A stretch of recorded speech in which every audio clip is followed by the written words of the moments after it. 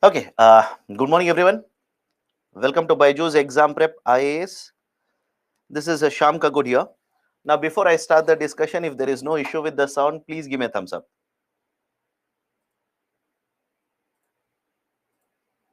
Done. Great. Okay, so let's start. So, yesterday we started with this chapter, international trade. In international trade, what we have discussed yesterday, we started with the idea of exchange rate, right? That is basically nominal exchange rate. What do you mean by nominal exchange rate? Today in the market, for example, right, let's say after 10 o'clock, after 11 o'clock, if you try to find out what is the exchange rate in the market, $1 is equal to how many rupees? That is called as a nominal exchange rate. But why do we require exchange rate in the first place? I told you, India is an open economy. Open economy in simple terms means what? There are transactions between a country and the rest of the world. India will conduct transactions with USA, UK, Japan, China, South Korea, etc., etc., etc. So when you're conducting trade with the rest of the world like this, there is a need to convert your domestic currency into foreign currency and foreign currency into domestic currency. And for this purpose, I said there is a requirement of a market. Market, that is a market wherein you can convert your currencies into foreign currencies and foreign currencies into the domestic currency. And that market in simple terms is referred to as a foreign exchange market. Right? I hope it is there in the slide here. That market is referred to as a foreign exchange market, or else in short, forex market. Forex market. For example, I told you yesterday, imagine you want to convert your rupees into dollars. I said you will go to a Western Union, you will go to, right, let's say any traveling agencies, any of these important commercial banks, and you will provide them with the rupees, and in return they will give you dollars. So in the forex market, the facilitation of conversion is done. Now, what are the methodologies for conversion? How do we determine what is this exchange rate? For example, I told you $1 is equal to, let's say, 80 rupees. But how do we arrive at $1 is equal to 80 rupees? There are two technically traditional methods, and most of the others are combination of these two. I said fixed exchange rate is there and floating exchange rate is there. Fixed exchange rate, it's basically a process wherein the government or the authority appointed by the government will determine the exchange rate. They will fix the exchange rate. For example, let's say today government of India will say $1 is equal to 80 rupees. That's it. Whatever could be the movement in the market, they will always have the exchange rate $1 is equal to 80 rupees itself. That is a fixed exchange rate. Whereas on the other hand, there is a floating exchange rate. In case of floating exchange rate, we have discussed this yesterday. Whenever dollars are coming into India, the supply of dollars will increase, the demand for rupees will increase. So when the supply of dollars will increase, automatically the value of dollar will come down, and demand for rupees will increase, the value of rupee will increase. Now, whenever this happens because of the market forces, I repeat, whenever this happens because of market forces, that is the supply and demand forces of the currencies, we'll simply refer to this as a floating exchange rate. In case of India, we actually use a floating exchange rate, but is it a complete floating exchange rate? Complete means, is it 100% floating exchange rate? I said no. In case of India, we follow a floating exchange rate methodology, that is managed floating. We'll understand this today, don't worry. What is managed floating, we'll understand it today. Now, whenever you come across a floating or a fixed exchange rate, there are two technical terms that you need to remember. In case of fixed exchange rate, we use the term devaluation, revaluation. In case of floating exchange rate, we use the term depreciation and appreciation. Now, what is the basic idea of a devaluation or a revaluation? Devaluation simply means the government is changing the exchange rate. The government is determining the exchange rate. As a result of this, value of one currency goes down against another currency. So the currency whose value has gone down, we'll simply say the currency has been devalued. Right? Today, in case of Indian economy, do we use the term devaluation for Indian rupee? Absolutely no. We do not use the term devaluation. right? But earlier, have we gone for devaluation? Of course, yes. In 1960s, we have gone for devaluation. 1991, we have gone for devaluation. But after that, we have introduced the concept of a managed floating exchange rate. We do not devalue our currency. Either there is a depreciation or appreciation. So whenever the value of one currency goes up against another currency because of the government determining the exchange rate, that is called as a revaluation of the currency. Then there is a floating exchange rate appreciation or depreciation. Same logic. That is, appreciation means one currency's value will go against one more currency, that is rupee versus dollar. Rupee's value will go up against a dollar, but this happens because of the market forces.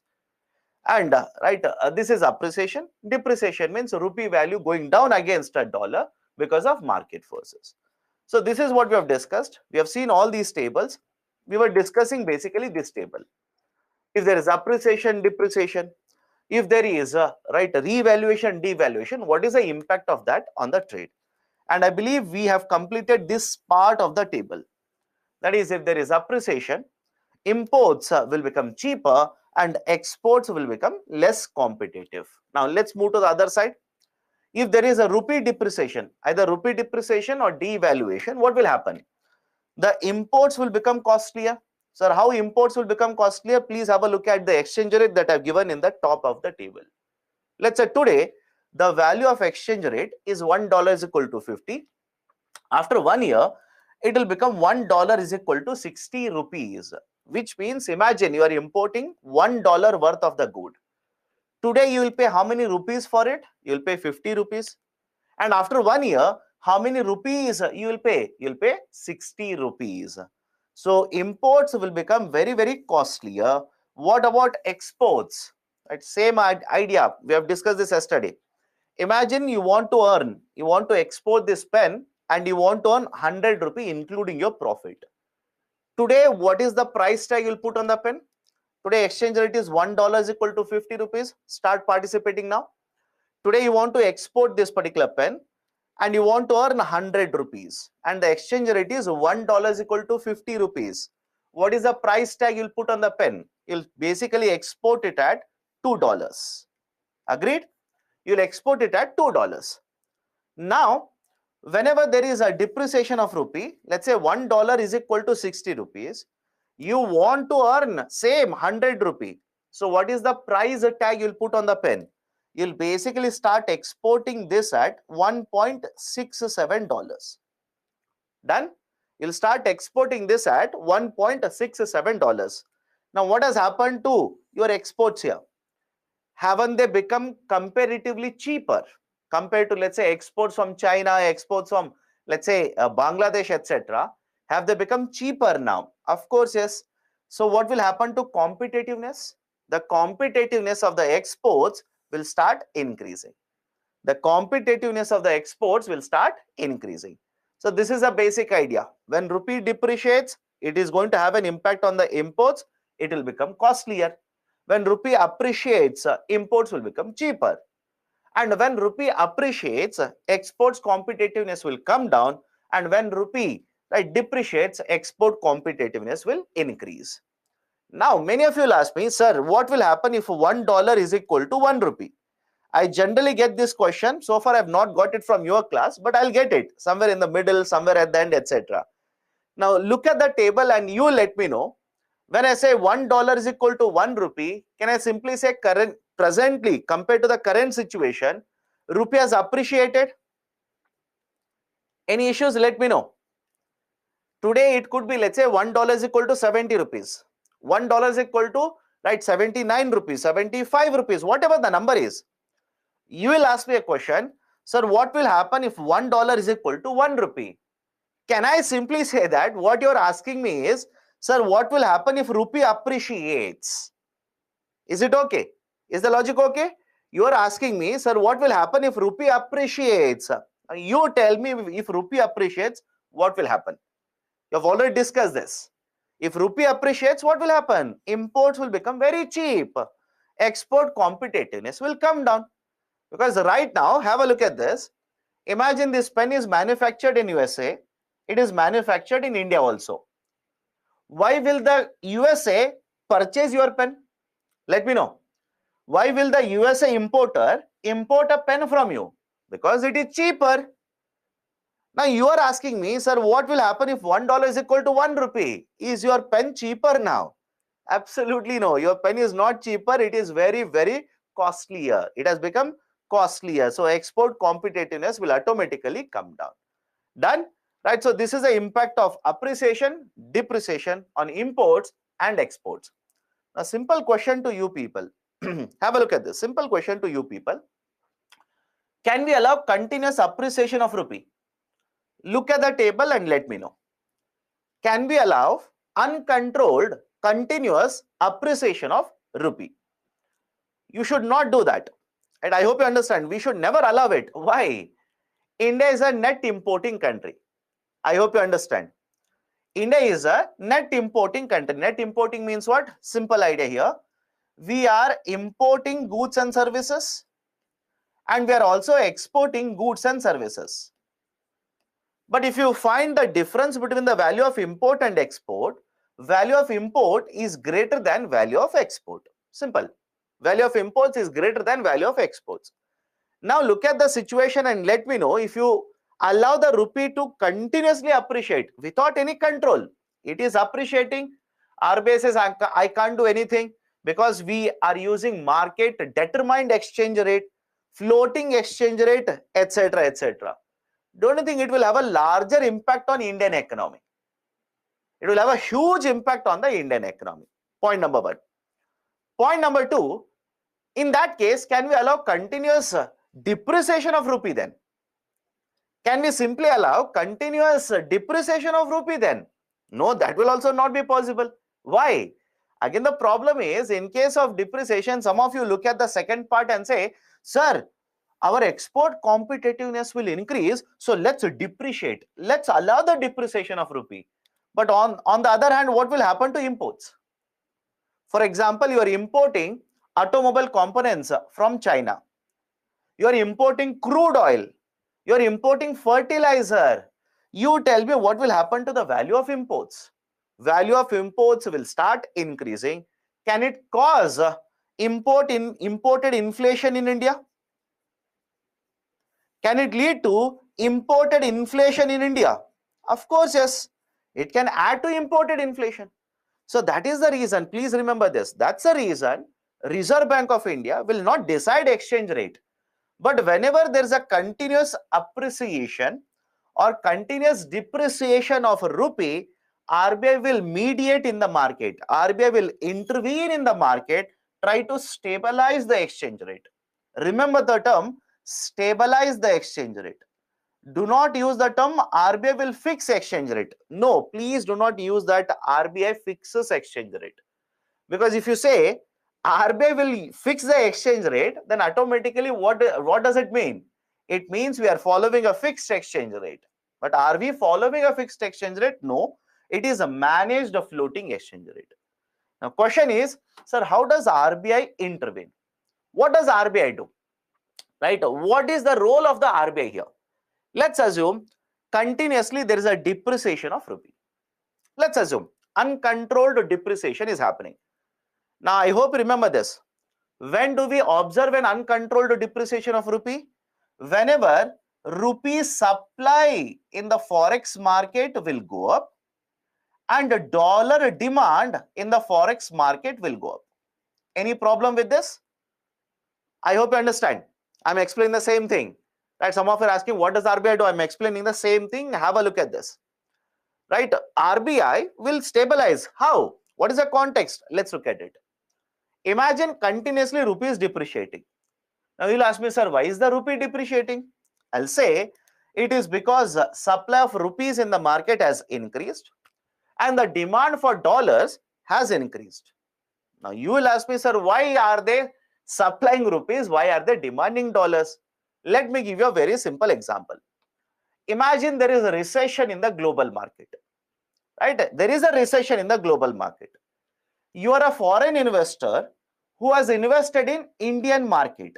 Now you tell me, when there is a recession happening, there is a fear of recession, will you stay in India or will you move back or will you move out of India? I hope you understand this, right? And that is happening right now. That's the reason I'm taking this example. I hope you understand this.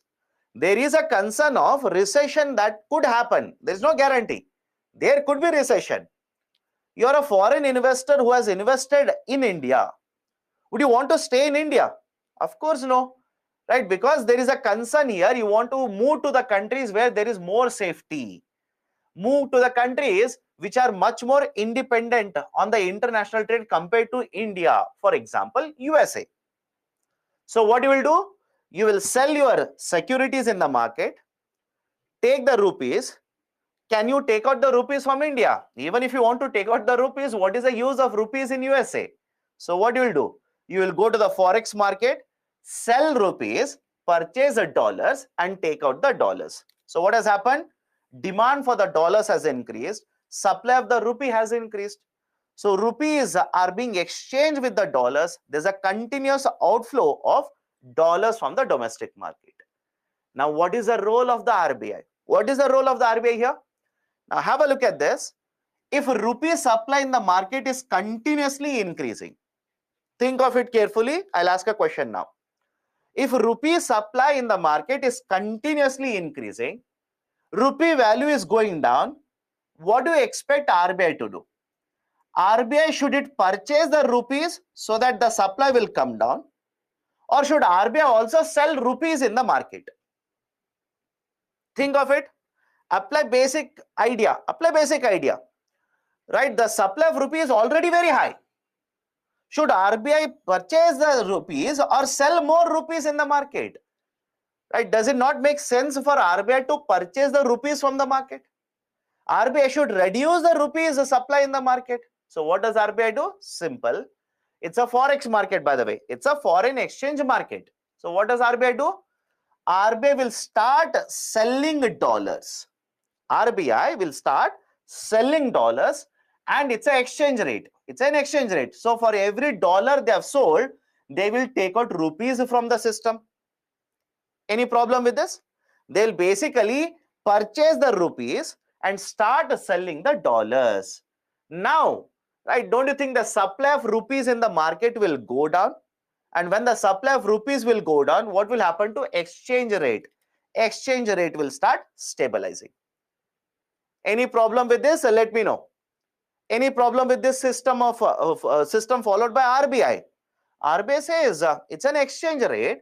So I have dollars. So from where does RBI find dollars? RBI has a forex reserves. I hope you remember this. RBI has forex reserves. RBI has a lot of forex reserves. Now have a look at this. When RBI has a lot of forex reserves, RBI use the dollars from the forex reserve, sell dollars, purchase rupees. So thereby reducing the supply of rupees, thereby stabilizing the exchange rate. This is when rupees are depreciating. Now can RBI allow continuous appreciation of rupee? That is also not good for Indian economy. What does RBI do? Exactly opposite. What does RBI do? Exactly opposite. Have a look at this. If rupee is continuously appreciating, it simply means dollars are being exchanged. That is, dollars are being sold. Dollars are coming right in higher quantity in India. Dollars are being sold. Rupee is being purchased. So supply of dollar is increasing. Dollar is depreciating. Dollar is depreciating. Demand for rupee is increasing. Value of rupee is appreciating. Done. Now what will happen? What does RBI do? Exactly opposite. In the market, dollar supply is very high. Dollar supply is very high, and rupee demand is very high. In the market, dollar supply is very high and rupee demand is also very high. What does RBI do? RBI will start selling dollars and in return will start taking out rupees. I hope you understand. RBI will start selling, RBI will start, right, basically purchasing dollars because supply is very high and supplying more and more rupees in the market. Thereby again ensuring the supply of dollars will come down, stabilization of the exchange rate. This is how, I hope you understand, right? This is how whenever continuously rupee is appreciating or depreciating, RBI will intervene in the market. RBI will intervene in the market and try to stabilize the exchange rate. But please understand, RBI doesn't fix exchange rate. Sir, what do you mean by this? RBI or Government of India has not decided $1 is equal to 60 rupees.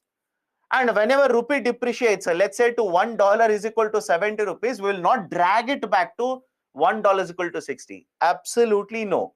We do not have a fixed exchange rate. RBI simply stabilizes. That's it. RBI doesn't drag it back to a particular number. It doesn't do that. If they do that, then it simply means RBI is following a fixed exchange rate mechanism. Done?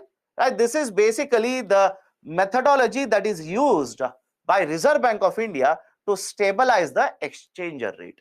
Now, there is a concern here. There is definitely a concern. One, we say that we follow a floating exchange rate. Right? On the face of it, we say we follow a floating exchange rate. But don't you think RBI is intervening in the market here? Is it a pure floating exchange rate? Of course, no. RBI keeps on intervening in the market, stabilizes the exchange rate. That is the reason the methodology that we follow, that is a managed floating rate, the IMF will also refer to this as a dirty float. Remember the term.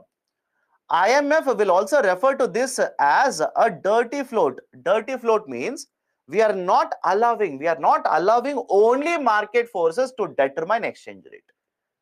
Right? That is basically we are intervening. That is Reserve Bank of India, right, enters into the forex market, tries to stabilize the exchange rate. Point number two, whenever you are seeing the rupee is continuously appreciating, I said RBI will intervene, will purchase the dollars, and right, have a look at this, will basically sell rupees because it's an exchange rate. Purchase the dollars and sell rupees. Now the concern is that rupee supply will increase.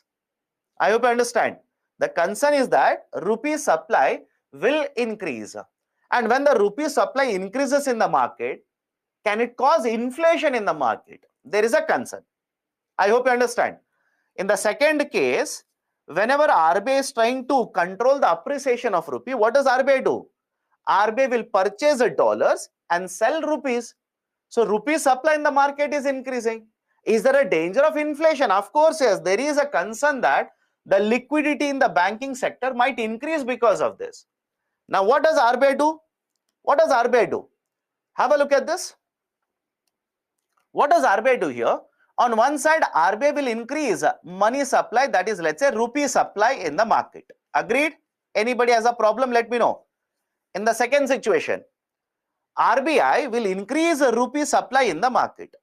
So now there is a concern that it could cause inflation.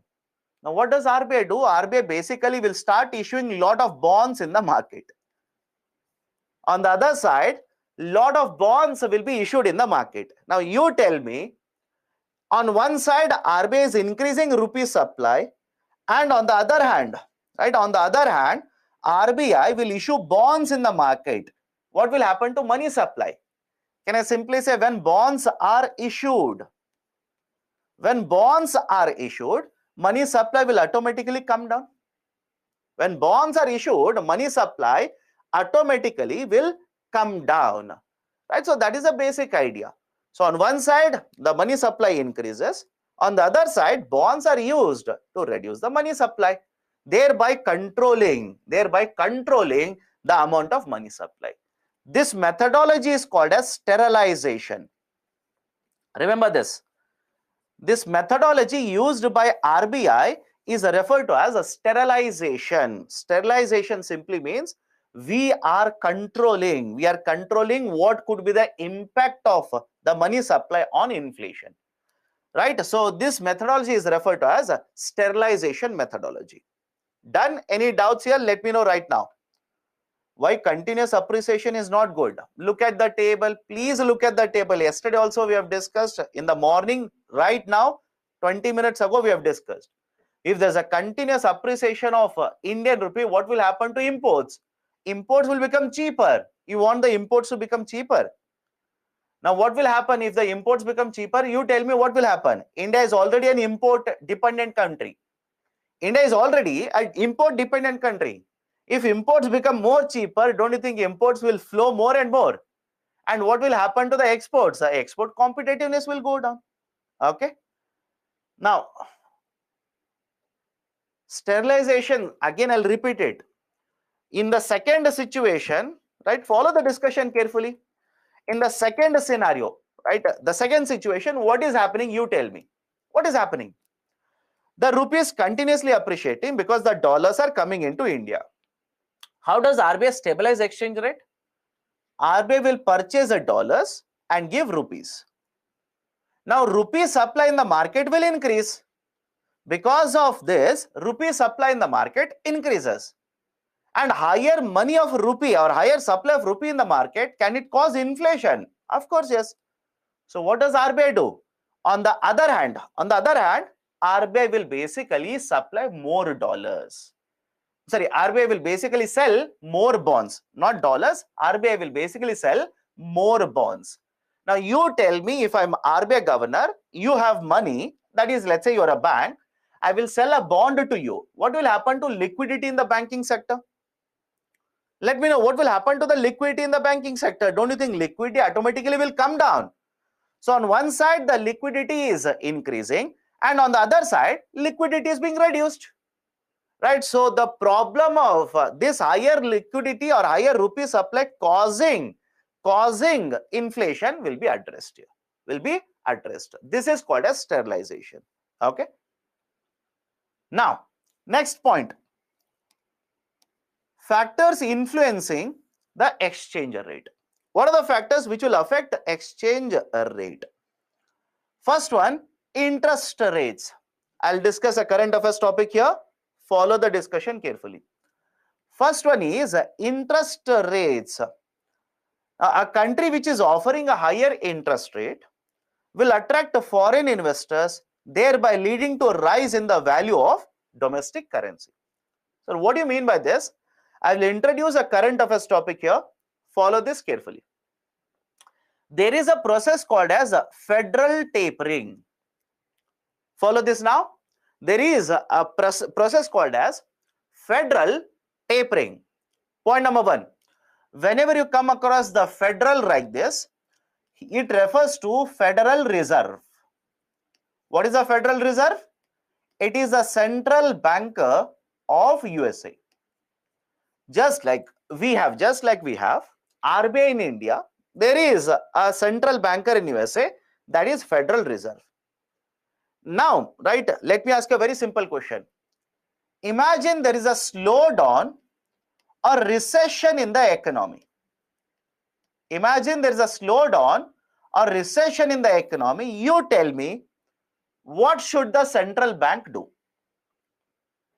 Either it is RBI or it is the British government's the central banker, or let's say even Federal Reserve. You tell me, there is a slowdown or recession in the economy. What do you think is the role of the Federal Reserve or even RBI? Is it okay if I say they have to ensure that money supply will increase? They will have to ensure that money supply will increase, interest rates will come down. Any difficulty in this? They will have to ensure that money supply in the economy will increase and rate of interest in the economy will go down. Why? There is a slowdown or recession. Now, either during 2008 and 9, or let's say even during in the last 2 years because of the pandemic, all of you will agree there was a slowdown in the US market. Let me know. There was a slowdown, just like in India's market, there was a slowdown in the US market.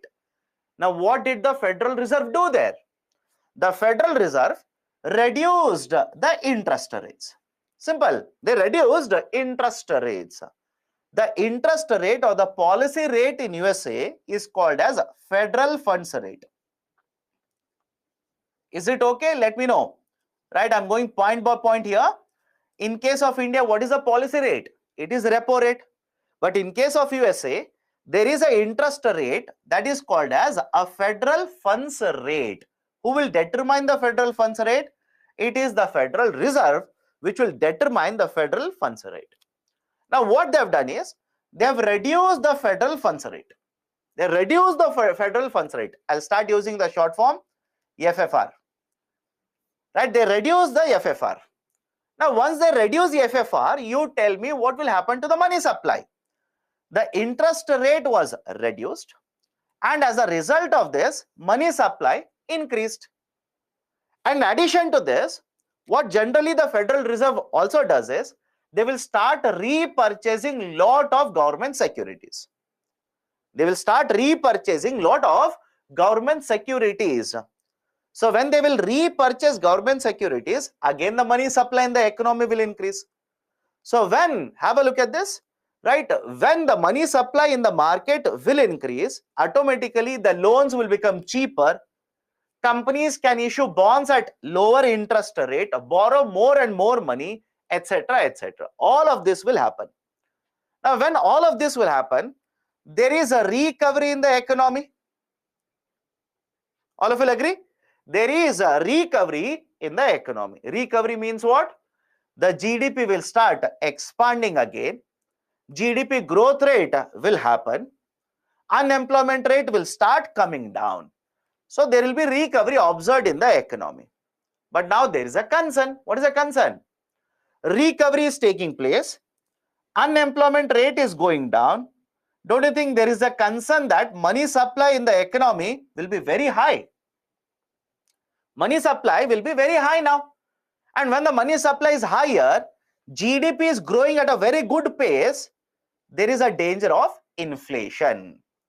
There is a danger of inflation because people are having jobs now. Money supply is very high. Interest rates are very low. The demand will suddenly increase. That could cause inflation in the market. Now tell me, if there is a recovery, money supply is very high, there is a danger of inflation, what should the Federal Reserve do now?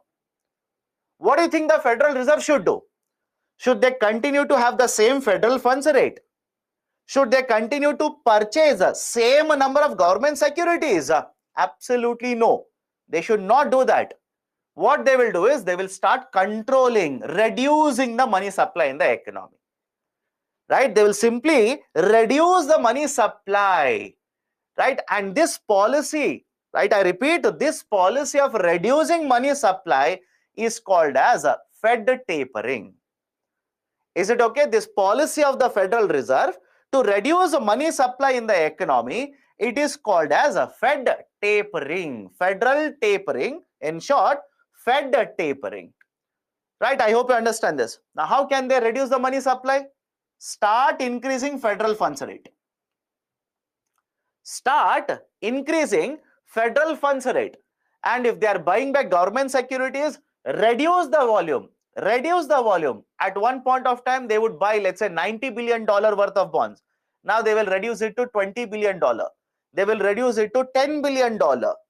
So as a result of this, can I simply say, one, interest rates in the market will start going up and money supply will start reducing. I hope you understand this. Interest rates in the market will go up and money supply in the market will go down. And when the money supply will go down, interest rate goes up. Is there a danger of inflation? Let me know. Is there a danger of inflation because of higher liquidity? No, there is no danger of inflation. Now, this policy is called as a Fed tapering. Now, some of you will ask me, sir, why should I read it? Very good question, by the way. Agreed, right? This is what is Fed tapering, but why should I read it? Answer is, whenever Fed tapering is done in USA, it will have an impact in India. Right? I hope you understand. Whenever Fed tapering is done in USA, it will have an impact on India. How? Imagine you are an investor. You have invested in the Indian market. Now you are looking at the American market. Interest rates in America are rising up. Interest rates in America, it is increasing. You tell me, you want to invest in the Indian market or American market now? I hope you understand and read the newspapers. This is actually happening. Read newspapers. You are an investor, let's say foreign investor, you have invested in the Indian market, you are looking at the American market, and the American market, the rate of interest are increasing. And you tell me between American market and Indian market, which market is much more stable?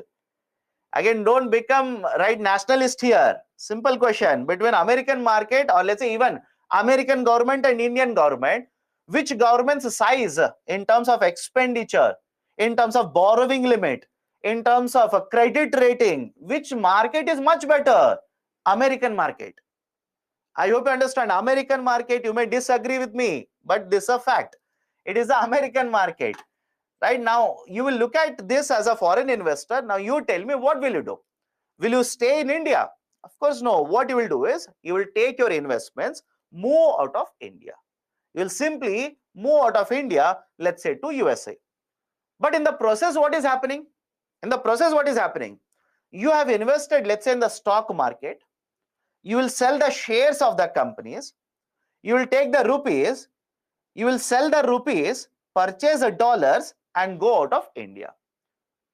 Right? Can I now say that because of this activity, rupee supply increases, leads to depreciation of rupee? Let me know.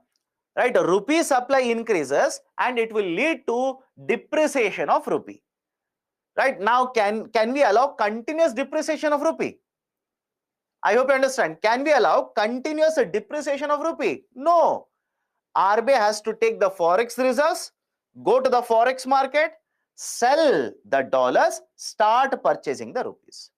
Right? That is again the role of Reserve Bank of India. Done. So this is the impact of Fed tapering. But all I'm trying to explain is simply this. In which country the Fed tapering was done? USA. That is a hike in the interest rate. And as a result of this, which currency appreciated? I hope you understand now. Right? In which country the Fed tapering was done? It was done in USA. Which currency appreciated? The American dollar appreciated. Indian rupee depreciated. Right? So I hope you understand this. Right? One factor is interest rates. Right? One factor is interest rates. Any country which offers a higher interest rates, there is an inflow of the currencies. So why is the currency flowing in? Because they want to earn higher interest rates. Don't you want to earn higher interest rates? Let me know. Don't you want to earn higher interest rates? Of course, yes. So if you're a foreign investor, you will run to a country where interest rates are better. So obviously, you will enter into those countries, as a result of which domestic currency's value will start increasing. Okay, so that is the first one, interest rates. Second one, incomes. Second factor that will contribute to exchange rate, or that will have an influence over the exchange rate, is the income. Now imagine a situation, all of us start earning more and more income. Let's start. All of us will start earning more and more income. Now when you start earning more and more income, you tell me what will happen to the demand for goods and services. What will happen to the demand for goods and services? The demand for goods and services will increase. Agreed. The demand for goods and services will increase. Now, when the demand for goods and services will increase, do you think all the goods and services are manufactured only in India? Whatever you purchase, whatever I purchase, all of them are produced in India. No, lot of them are imported. Lot of them are imported into India. Now tell me, if the incomes keeps on increasing, don't you think the imports will increase? It's a simple connection. If income keeps on increasing, will the imports increase or not? Now when the imports will increase, you will have to pay in dollars. You'll have to pay in dollars. Now can I simply say that with the rise in the more and more imports, dollar outflow will increase, which means I'm selling more and more rupees and I'm purchasing more and more dollars. So will it not have an influence over the exchange rate here? Will it not have an influence over the exchange rate? Of course, the answer is yes. Okay. Third one, inflation. Let me explain this. Follow this carefully. Third one is inflation. What is this inflation? It is generally observed in countries, and as a result of this will have an influence over the exchange rate. How? Let me explain this. Follow the explanation carefully. Follow the explanation first. Now, let's say here is country 1 and country 2. Imagine you're manufacturing this pen. The cost of the manufacturing is, right, again, let's say selling price, including profit, is 100 rupees. You are able to export this to country 2 because, right, this is very competitive. Is it okay? This is very competitive. It is cheaper in country 2. You are able to export it. Now, imagine because of the inflation, the price of the pen goes up from 100 to 110. Price of the pen goes up from 100 to 110. Possible. I hope you understand. Inflation will lead to higher market prices. Now, you tell me, have a look at this. You tell me what will happen to competitiveness. Right? Don't you think the competitiveness will come down for this product? Rather than exporting, can this also happen? Think of it. Rather than exporting, now your pen could become very costly compared to another country. Let's say there is one more country, C3, which is able to manufacture a similar pen at 105. Do you think your exports will go up? No, rather you might end up importing this product. Any problem in understanding this? Let me know. A country which experiences a higher rate of inflation, automatically the currency, the value of the currency in the country will fall down. Purchasing power will fall down. The production or the prices of the goods in the domestic market will increase. Will it not have an impact on the exports and imports? Yes.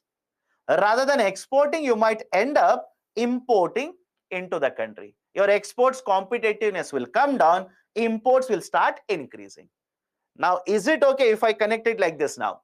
A country which experiences a very high rate of inflation, the domestic currency may start depreciating. I'll repeat it. A country, look at the example and let me know. A country which experiences a very high rate of inflation, the domestic currency will start or may experience a depreciation because the imports will start flowing more and more. They are becoming more cheaper in the domestic market, and as a result of this, right, the domestic currency will start depreciating. That is basically the impact of inflation in the domestic currency or domestic exchange rate. Next, higher debt of the government. Higher debt of the government. Now, you tell me, if the public debt is very high, we have discussed all of this. If the public debt is very high, what will happen to inflation? Think of this and answer. We have discussed all of this. If the public debt is very high, what will happen to inflation? Will the inflation be lower or will the inflation be higher?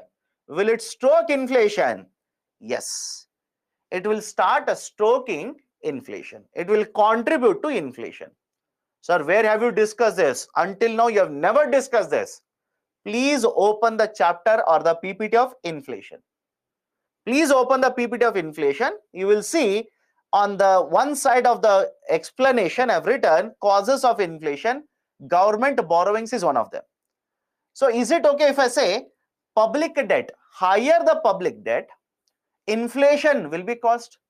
And if there is inflation in a country, will it have an influence over the exchange rate? Just now we have discussed this. If the debt is very high, will it cause inflation? Yes. If the inflation is caused, will it have an influence over the exchange rate? Again, the answer is yes. Right. So even higher debt of the government can contribute to the exchange rate or influence over the exchange rate. Next, current account deficit. I will not discuss this right now. Why? First, you need to understand what is current account deficit. And trust me, after this, we are going to cover balance of payment. Once I explain to you the concept of balance of payment, automatically you will understand with the rise in the current account deficit what will happen to the exchange rate. Have patience. I've written it here. I'll explain it. Have patience. Next, imports and exports. Next factor which affects the exchange rate, imports and exports. Is it self-explanatory? With the rise in the imports, will the domestic exchange rate be influenced? With the rise in the exports, will the domestic exchange rate be influenced? Right? Is it self-explanatory? Can I go to the next one? Because just now we have discussed imports will increase means exchange rate will be affected because I'm converting rupee to dollar. Okay. Speculation. What is this idea of a speculation? Let me define speculation first. Speculation means it is a expected movement of a behavior in the market. First and foremost, what do you mean by speculation? You are expecting certain movement in the market. You are expecting market to behave in certain way. That is basically the idea of a speculation. Now look at this and let me know. If you have been reading the newspaper, if you are reading the newspapers, you tell me in the coming days, are we not expecting more and more outflow of dollars from India? I hope you understand this. Let me know, right? If you're reading newspapers, you should be able to answer this. Are we not expecting more and more outflow of dollars from India? Yes, we are expecting that. Can I say this is nothing but speculation? I hope you understand. Can I say I'm doing nothing but I'm speculating how the market is going to behave? Now, some of you are asking, sir, how do you say we should expect outflow of dollars from India? Because there is a concern over what will happen in the USA market. There is a concern over what will happen in the European market. There is a concern over Russia-Ukraine war, uncertainty over the war. So when there is so much of uncertainty in the global market, foreign investors will not run into India, they will run out of India. I'm using the term run. Do not literally imagine they will come running, right, like this. Don't imagine that. They will either bring dollars or take out the dollars. But because of, let's say, Fed tapering happening, Federal Reserve has increased interest rates, uncertainty in the whether there is going to be a recession or not, right? Because of the banking crisis that is happening in various countries like this, do you think foreign investors will feel safe by investing in foreign market or in the domestic market? They'll feel much more safer when they invest in a stable market in their domestic market. So we are speculating based on the observation. We are simply speculating that in the coming days there could be outflow of the currencies from the domestic market. Now imagine, follow this carefully. Imagine you have to pay $1 because you have borrowed. You have borrowed, you are supposed to pay $1 back. And right, have a look at this. Today exchange rate is $1 is equal to 60 rupees. Last week it was $1 is equal to 50 rupees. You will have to repay the dollar next month. Think of this carefully and answer to me. You will have to repay the dollar next month. And you have observed that in the last 1 month, rupee has depreciated. A simple question to you people. Will you wait for 1 month to convert your rupees into dollar, or you will basically convert it today, repay it now? I'll repeat my statement. Right? I'll repeat my statement. Have a look at this. What is the situation? What is the situation? Understand it. You have borrowed $1. You're supposed to repay that $1. But that repayment will come next month. But what you have seen is, right now, rupee has depreciated in the last 1 month. And you're concerned about what will happen in the banking sector in the foreign market. You're concerned there is a recession which is going to happen in the European market, etc., etc. So my question is, will you wait for 1 more month to convert your rupees into dollars, or you will get it converted today itself and repay the loan? You should convert it today itself. You should convert it today itself. Sir, why? I will wait for 1 more month. My dear, I'm saying there's a crisis which might happen in the future. right? Don't you think there will be, right, a certain issue with foreign investors staying back in India? There will be certain issue with exchange rate in the coming months also. Foreign investors are nervous. Foreign investors are nervous. Can I give you a current affairs example? How many of you are being reading the newspaper? What is happening in the mutual fund market? I hope you understand. How many of you are reading what is happening in the mutual fund market? Right? Do you think mutual fund market is stable now? No, they are running helter skelter. Why? Thanks to the one of the taxation provisions that has been withdrawn by government of India. Right? Thanks to that provision, now don't you think there is a fear among investors? Even foreign investors are considering, right, whether should I invest now, should I invest later, etc., etc. So again, argument is simple here. You have seen the past. There is a movement which is going to happen against your interest. So what you will do? You will convert the rupees to dollar today itself. But now tell me, because of this speculation, I hope you understand, because of this speculation, is it not affecting exchange rate today? Let me know. I'll repeat the statement. Because of the speculation, is it not affecting the exchange rate today? Because rather than converting rupee to dollar after 1 month, today itself you are converting. So you are selling more rupees, purchasing dollars. Will it have an impact on exchange rate? Answer is yes. Government stability, policies of the government, and performance of the economy. Let me give you current affairs example. You have $1 billion. Imagine you are an investor, you have $1 billion. How many of you will take your $1 billion, invest in Sri Lanka now? Let me know. How many of you will take your $1 billion, go to, right, let's say Pakistan, invest in the Pakistan market? Anybody here? Anybody who says, yes, sir, I'm interested in investing in these two countries? Again, the logic is not they are opposed to India, etc. Logic is their economy stable? Is there, right, is there stability in their economic policies? Of course, no. Why would you want to take a risk by investing there? So government stability, policies, performance of the economy will also have an influence over how much investment is coming in, how much investment is going out. If investment is coming in, going out, it will have an influence over the exchange rate. I hope you understand this, right? So these are some of the very important factors. These are some of the very important factors which will have an influence over the exchange rate. Now let me ask you a very simple question. Will RBI's monetary policy have an impact on exchange rate? Let me see. Will RBI's monetary policy, start answering. Will RBI's monetary policy have an impact on the exchange rate? I have not written monetary policy anywhere. But let me ask you people, because some of you will write, simply say, sir, you did not write it in the slide. Of course, yes. You should not have any kind of a doubt here. Of course, yes. Some of you are saying, no, why? I don't know. After all of this, the first factor that we discussed was interest rate. I hope you understand. The first factor that we discussed was interest rates. Now, don't you think repo rate will influence interest rates in India? Think of it. Don't you think the repo rate will have an influence over interest rates in India? Of course, yes. It will have an influence. So when the repo rate is going to influence interest rate, that will influence exchange rate.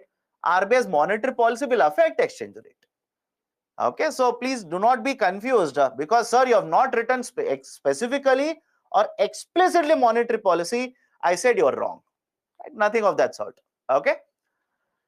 Now, this is a discussion regarding the concept of exchange rate, right? What is this exchange rate? Why exchange rate will move? I've skipped one factor. I know that. I've skipped the factor of current account deficit. We'll discuss that. Have patience. We'll discuss it. Okay. Then next concept, nominal and real exchange rate. How interest rates will affect? My dear, you're a foreign investor. You want to invest in a country where you will get lower interest rate or higher interest rate. It's a very basic idea. We have been discussing the idea of interest rates multiple points now. You're a foreign investor. You want to invest in a country where you have lower interest rate or higher interest rate. One reason. You want to invest in a country where stability is not there with the policies or government is very, very strong. You decide. So between Indian government and American government, right, who do you think is more credible in terms of borrowing in the market? Think of this and answer. Again, do not think like a nationalist. Think of it and answer. Between Indian government and the US government, who do you think has more credibility in the market to take more risk, to borrow more, etc.? It is the American government. It is American government. Look at their budget. Look at their budget. Look at their borrowings. Look at their credit rating. Automatically you will realize. So despite all the right things that you can say in the context of India, I'm not saying India is bad. I hope you understand. I'm not saying India is bad. I'm simply saying America's credibility is much better in terms of that. And America prints dollars. I hope you understand. America prints dollars. So you are an investor in America. They are increasing the interest rate. Will you not move your investments from India to America? That is what they will do. If you disagree, then you're basically thinking wrong. Why? Look at the newspaper, you'll automatically understand. I hope you understand. Look at the newspaper, automatically you'll understand. In the last couple of months, what is happening to foreign portfolio investors? Do you think they're running into India? There is net outflow for foreign investments. Net outflow means, right, the outflow is much higher than inflow of the foreign investments. Okay, done. Third point. What is the third point? 1, 2, 3. Inflation. Right. I said, imagine you manufactured this pen. You manufactured this pen. You are in country 1. You are able to export it because it is cheaper. It is competitive. Now, because of inflation, the price of the pen goes up to 110. How many of you think that despite inflation, your competitiveness will increase in country 1? Think of it. Because of inflation, the price of the pen has become 110. How many of you believe that the competitiveness has increased? Of course, no. Your competitiveness has come down. So when the competitiveness has come down, will your exports increase? No, your exports automatically will be affected. Now, it could happen in such a way, inflation could happen in such a way that your product will cost 110 in country 1, whereas a similar manufactured pen in country 3 will now cost 105. Now, rather than exporting, will you end up importing? Rather than exporting, will you not end up importing? Now, if you import it, will you pay in rupees? You will pay in dollars.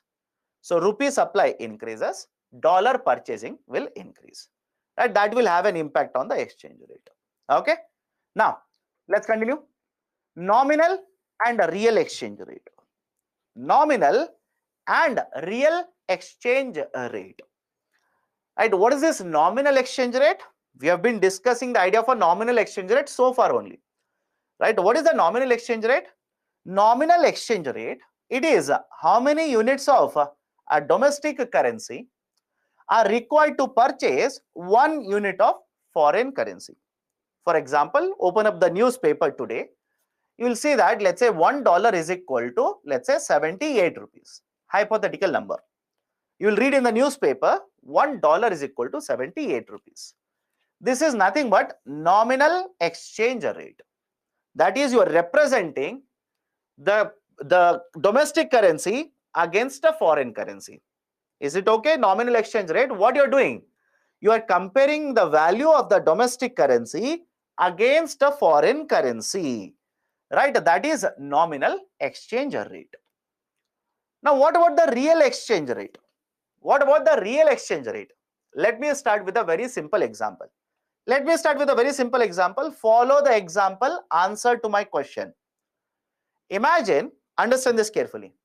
Imagine you will pay a certain amount of money to purchase one of this pen in USA. I'll repeat. I'll ask a question, I'll repeat. Imagine you will pay a certain amount of money to purchase this one pen in USA.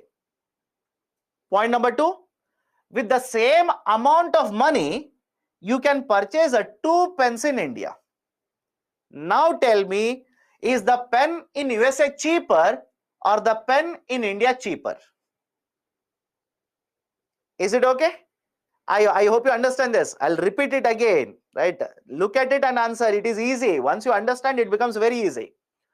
You'll pay a certain amount of money in USA to purchase one pen. With the same amount of money, you can purchase a 2 pens in India. Can I say now? Most of you have answered. I'm happy with that. Can I say that the pen which is manufactured in India is cheaper? Now, at point number 3, because the pen in India is cheaper, can we export this pen to USA? Is it okay? Can we export this pen more and more to USA? Right? Now look at this. This exchange that I spoke just now, that is, right, one pen in USA, let's say you will pay $1 to purchase it. With the same dollar, you can purchase 2 pens in India. Now, based on this, can I write a third equation here? 1 pen in USA is equal to 2 pens in India. Let me know. Basic high school mathematics. I'm using basic high school mathematics. Right? A plus B is equal to C. D plus E is equal to C. Then we'll simply say A plus B is equal to D plus E. Basic high school mathematics. 1 pen in USA is equal to 2 pens in India. Now, what is the logic here? We are not comparing currencies. Have a look at this. Am I comparing currency in this equation? Am I comparing currency here? No, I'm not comparing currency. What am I comparing?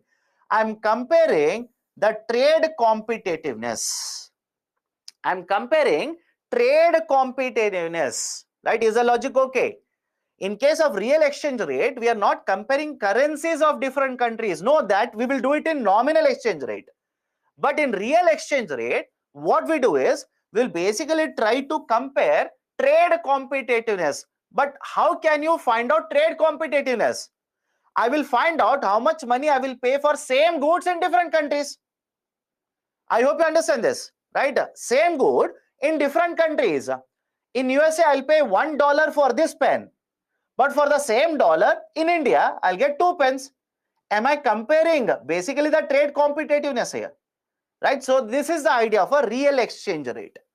In case of real exchange rate, we compare the trade competitiveness, and we basically compare how many goods in USA are equal to how many goods in India. Is it okay? How many goods in USA are equal to how many goods in India? And have a look at the next point here. If I basically conclude that 1 pen in USA is equal to 2 pens in India, I'll basically come to a conclusion pens in India are cheaper.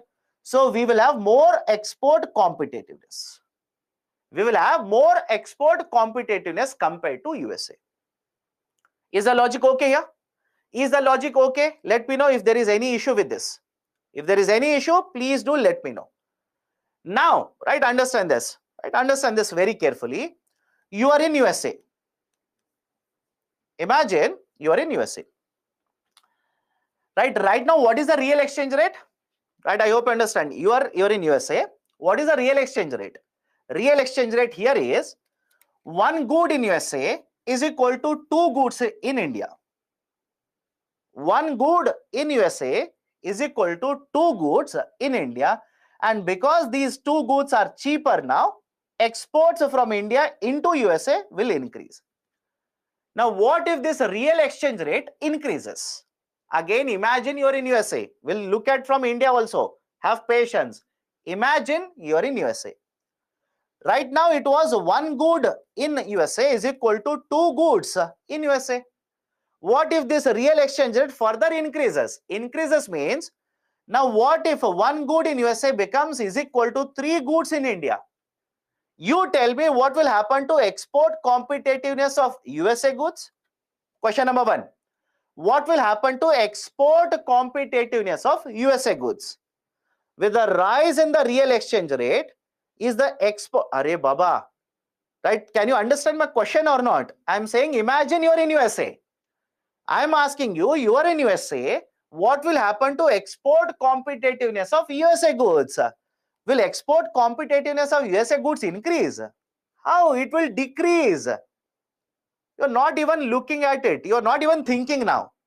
One good in USA becomes is equal to 3 goods in India. More and more exports will come from USA. How? You tell me. You tell me. No, export competitiveness from USA will go down. What will happen to imports into USA? Right? I hope you understand. What will happen to imports in the USA? Can I simply say imports will increase? Can I say imports will increase? Of course, yes. Sir, you are talking in the context of USA, right? I don't want to understand USA. Tell me India. Let's say India, right? Let's say India. Now I'll compare between, let's say, India with another country X. And, right, imagine this. Imagine this. In India, you are paying, let's say, 100 rupees. You are able to purchase 1 pen. Done? You are able to purchase 1 pen. With the same 100 rupees, in the country X, you can purchase 2 pens. Same logic. You can purchase 2 pens. Now, can I write 1 good in India is equal to 2 goods in country X? And if this real exchange rate, this is real exchange rate, because in nominal exchange rate, we are comparing currency against currency. In real exchange rate, we are comparing goods or external competitiveness or trade competitiveness. With this amount of money, how much goods can I purchase in USA? How many goods in India? How many goods in Bangladesh? How many goods in Pakistan? Etc. etc. And some of you are asking, why will the prices change? Sir, why is that in USA it is, right, $1 is equal to 1 pen? Why in India $1 is equal to 2 pen? My dear, let me know. Will the cost of the labor change? Think of it. Will the cost of the labor change? Will the raw material price change? Right? That is basically, I'll round off everything into price level. Inflation. I hope you understand. Price levels. Will the price levels from one country to another country keep on changing or not? That is, whatever is the labor charge in USA, you will pay the same amount of labor wages in India. How many of you think it is correct? Let me know. Whatever, right, is the price for the labor in USA is the same wages paid in India? Of course, no. Of course, no. It should be different. From one country to another country, it will change. So rather than discussing all of them individually, can I simply say price levels from one country to another country will keep on changing? Is it okay? Price levels. Inflation will keep on changing from one country to another country. Now, right, have a look at this. In this example, India, 1 pen, 100 rupee. Country X, same pen, in 100 rupee, you can purchase 2 goods. So what is the real exchange rate? 1 good in India is equal to 2 goods in the country X. Now, can I simply say export competitiveness of India is lower? Is it okay?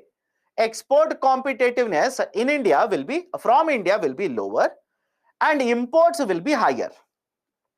Imports will be higher. Let me change this again. What if real exchange rate increases?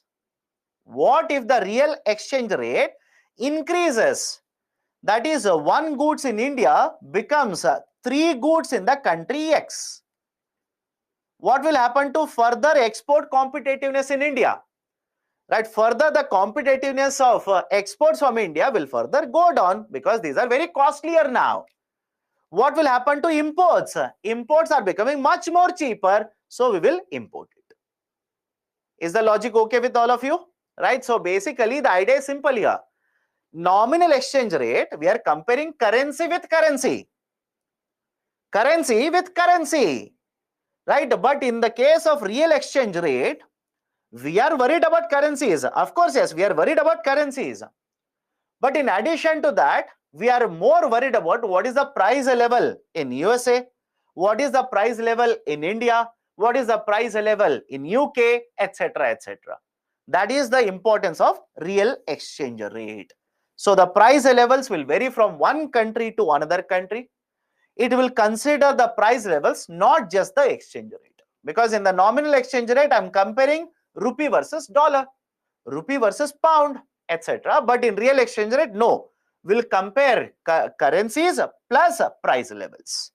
Okay, it is the rate at which domestic goods can be exchanged with foreign goods. Real exchange rates are used to measure international trade competitiveness. If India's real exchange rate increases, trade competitiveness will come down. If USA's real exchange rate increases, their trade competitiveness will come down. Done. So what is the formula for calculation of real exchange rate? This is the formula. Real exchange rate is equal to price levels in the domestic market, price levels in the foreign market into nominal exchange rate, NER. Done. So this is basically the idea of a nominal exchange rate and real exchange rate. Right? This is very important. Please remember this. Why? I'll tell you. Most of the times, the students are under the impression that it is only the exchange rate that will influence a trade. I hope you understand. Right? Most of the times, basically, the students are under the impression that it is only the exchange rate that will influence trade. But no, it is not just the exchange rate. It is what is the price level in USA, what is the price level in India, what is the price level in UK, etc., etc., etc., which will have a huge influence over the exchange rate. Okay, so this is the basic idea of a nominal and a real exchange rate. Now, show the calculations. It is not needed, but anyways, I'll show it, because if I don't show it, you will say faculty doesn't know it. Let me show it. Imagine, right? I'll just take a simple example. Have a look at this. Imagine, again, this is my advice to you. Most of you keep on running behind the calculations. UPSC will never ask them. You're simply wasting your time. I'll show it. I don't have any problem. I'll show it. But don't waste your time. Imagine $1 is equal to 50 rupees. Can I call this as a nominal exchange rate? Can I call this as a nominal exchange rate? Of course, yes. Let's say this pen in USA. This pen in USA will cost how much? Right, let's say $3. This pen in USA will cost $3. And this same pen in India will cost, let's say, 100 rupees. Right, substitute. Imagine you're in USA, because I want to make the calculation easier. So why USA? I hope you understand this. I want you to calculate from India. The calculation becomes difficult. That's the only reason. Now have a look at this. Right? Imagine you're in USA. How the real exchange rate will be calculated? RER is equal to, what is the price level in USA? 3. Right? That is, again, I'm saying, imagine you're in USA. What is the price level in the foreign market? 100. What is the nominal exchange rate? 50. Right? Nominal exchange rate is $1 equal to 50. So calculate it. 3 into 50, 150 divided by 100. You will get the outcome. Real exchange rate is equal to 1.5. Now you tell me, what does RER 1.5, what does it mean? Right? It simply means that whatever you're able to pay, right? Whatever you're able to pay in USA and purchase the product, if you purchase one product in USA, with the same amount of money, you can purchase 1.5 products in India. I hope you understand. Right? You are able to pay certain amount of money, purchase one pen in USA. With the same amount of money, you are able to purchase 1.5 products in India. Do you think from USA exports will come to India? Do you think from USA exports will come to India? No. Right? Exports will rather not come to India. Right? Rather, Indian exports will go to USA.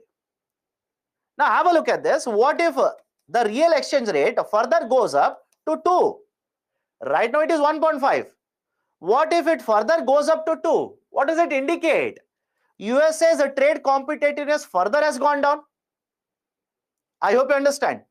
USA's trade competitiveness has further gone down and imports will further increase. That is what I've told you. That is the implication of real exchange rate. Right? This is how real exchange rates are actually utilized. Okay, sir. Is this similar to PPP? Remember this. Whenever the real exchange rate is equal to 1, I repeat, whenever real exchange rate is equal to 1, we simply say the currencies are at purchasing power parity. Whenever real exchange rate is equal to 1, the currencies are at purchasing power parity. Purchasing power parity. Right, so this is basically the idea of purchasing power parity. What do you mean by this? Imagine $1 is equal to 50 rupees. Imagine $1 is equal to 50 rupees. That is your exchange rate today. Nominal exchange rate. It simply means at this exchange rate, either you have $1 or 50 rupees, you can purchase the same set of goods and services in both the countries, that is India and USA. I'll repeat it again. Imagine $1 is equal to 50 rupees and I say real exchange rate is equal to 1. What is the meaning of it? It simply means currencies are at purchasing power parity. Meaning of that is, whenever you have $1 or is equal to 50 rupees, you can purchase the same set of goods and services or similar set of goods and services in both USA and India. So how is that possible? How can I get RER is equal to 1? Substitute in the formula. Again, don't by heart all these calculations, not at all relevant. For example, this pen. Let's take it. This pen in USA will cost you $2. This pen in USA will cost you $2 and in India will cost you 100 rupees. Now look at the exchange rate. Look at the exchange rate. Whether I have $2 or I have 100 rupees, will I be able to purchase same set of goods and services in India as well as USA? I'll repeat it. Whether I have $2 or 100 rupees, will I be able to purchase same set of goods and services in both India as well as USA? Right? This we simply say is a purchasing power parity. That is using the same, right? Let's say currencies, same in the sense the value should be same. 200 rupees. In this case, 200 rupees will be equal to $4. 100 rupees is equal to $2. 50 rupees is equal to $1.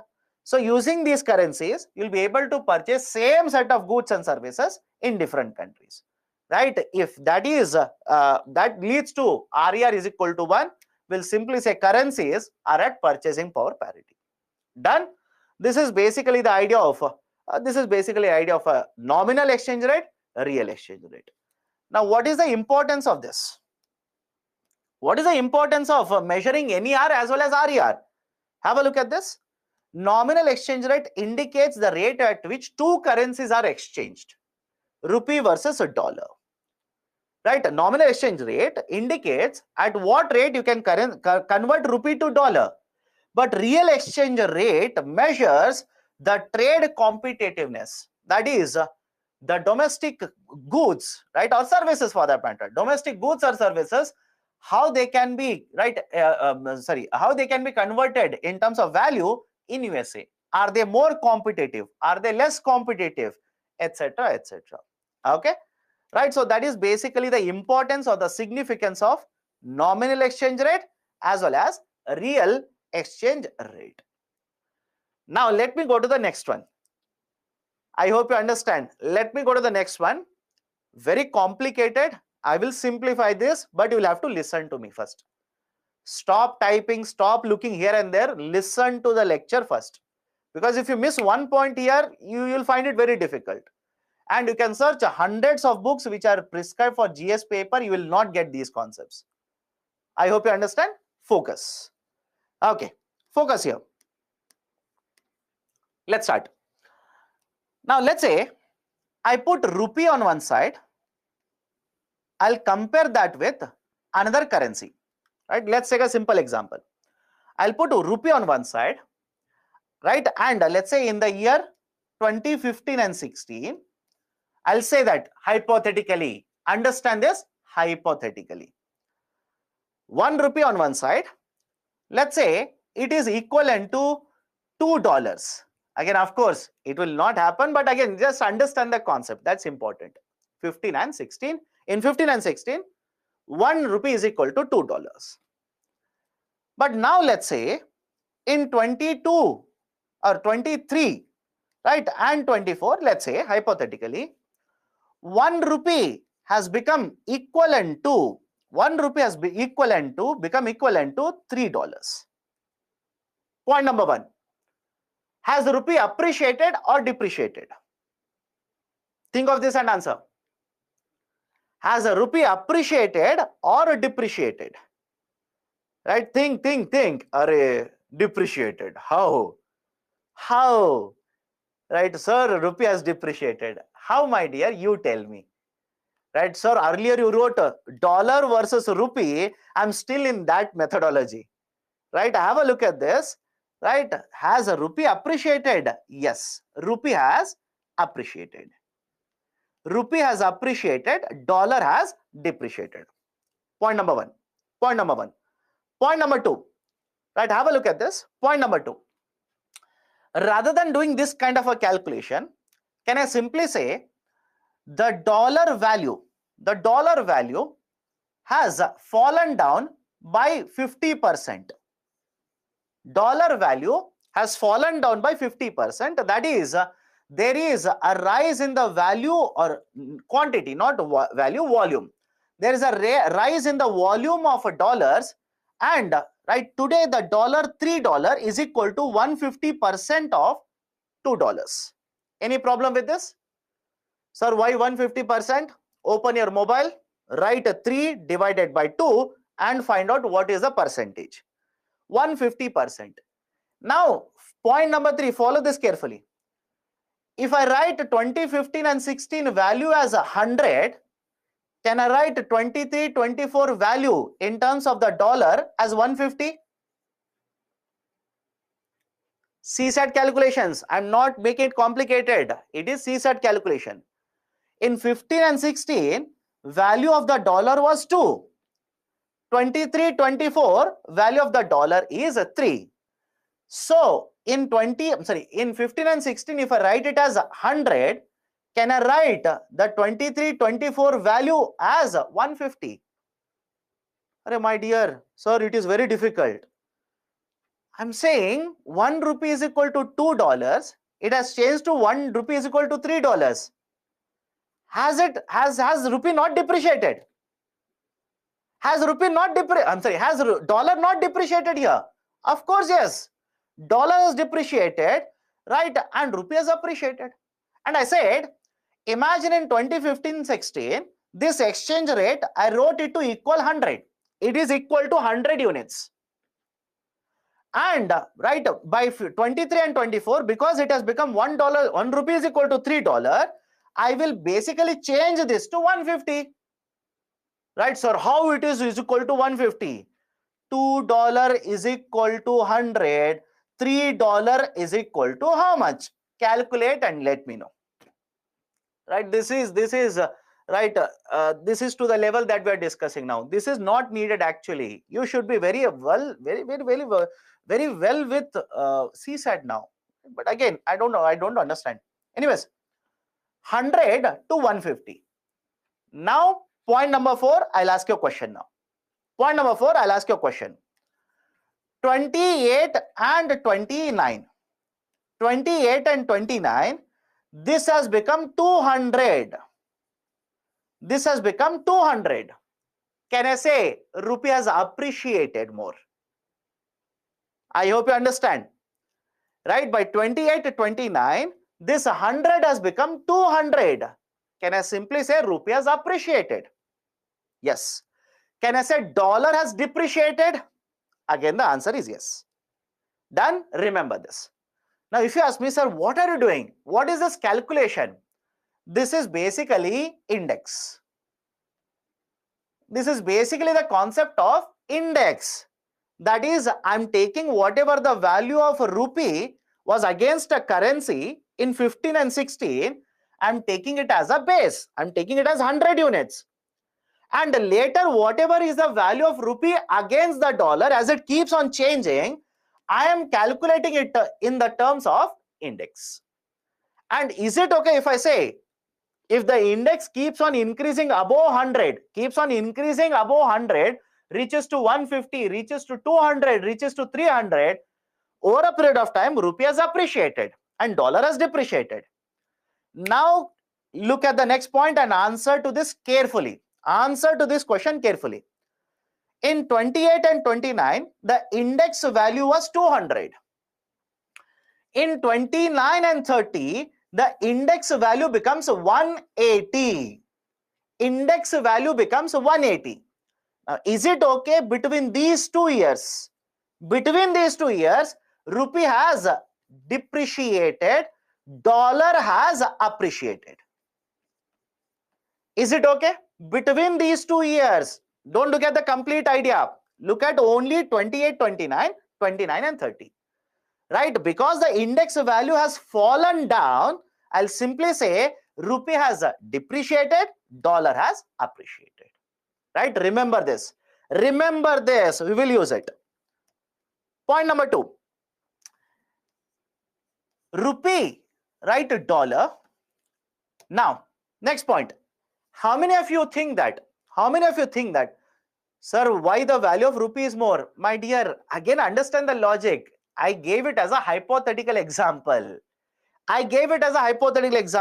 Right? That's the reason. You do not understand the term hypothetical. 1 rupee is equal to $0.2. This is what you expect. But what if I say $0.2 to $0.3? Right? You tell me even now, has rupee not appreciated? Has rupee not appreciated? Has dollar not depreciated? So rather than writing decimals, I've taken good numbers so that you understand it quickly. But again, anyways, so next point, important, all these are important. Then I'll introduce the concept of effective exchange rate. Now, next point is, right, have a look at this. Rupee will conduct a trade with USA. Rupee will conduct a trade with UK. Rupee will conduct a trade with Japan. Now, let me ask you a very simple question. If $1 is equal to, let's say 6 yuan, or let's take Japanese currency 6 yen, and now $1 becomes is equal to 8 yen. Right? This is USA currency and this is Japanese currency. Now, answer to my question, will this change in the exchange rate have an impact on trade between India and Japan or not? Let me know. Will this change whatever has happened to the currency? Don't worry. My question is simple. Will this change in the exchange rate, will it have an influence over trade between India and Japan? Will it have an impact? Answer is yes, by the way. It should have an impact. Why? Right? Imagine your right, some of you are very much confused. Right? Why? You should be concerned about it, my dear. I'll tell you why. Imagine you're sitting in Japan, you're importing something from India. Now, basically, I'll say, I'll pay you in dollars. Right? You might simply say, sir, but I will receive a payment in dollars. But the payment in dollars, will you not convert into Japanese currency? I hope you understand. Will they not convert into Japanese currency? Of course, yes. So when the Japanese currency value will change with the respect to dollar, of course, the trade between India and Japan will also be affected. I hope you understand. Right? Of course, the trade between India and Japan will also be affected. Now, follow this carefully. Some of you are saying, sir, you're wrong. We will do the trade in dollars. Yes, you are right when you say, sir, we will make a payment and receive a payment in dollars. More than 90% of the trade in the international market is done through dollars. That's a point number 1. But imagine you're an exporter, you are paid in dollars. Will you keep on using dollars? Let me know. Will you keep on using dollars? Will you not convert the dollars into domestic currency? So whatever is the exchange rate between dollar and domestic currency, if it keeps on changing, will it not have an impact on trade that you're doing with other countries? Of course, yes, it will keep on affecting your trade. Now, what is the point I'm trying to make? Simple idea here. So far, we are comparing rupee versus dollar. But is it a fair comparison?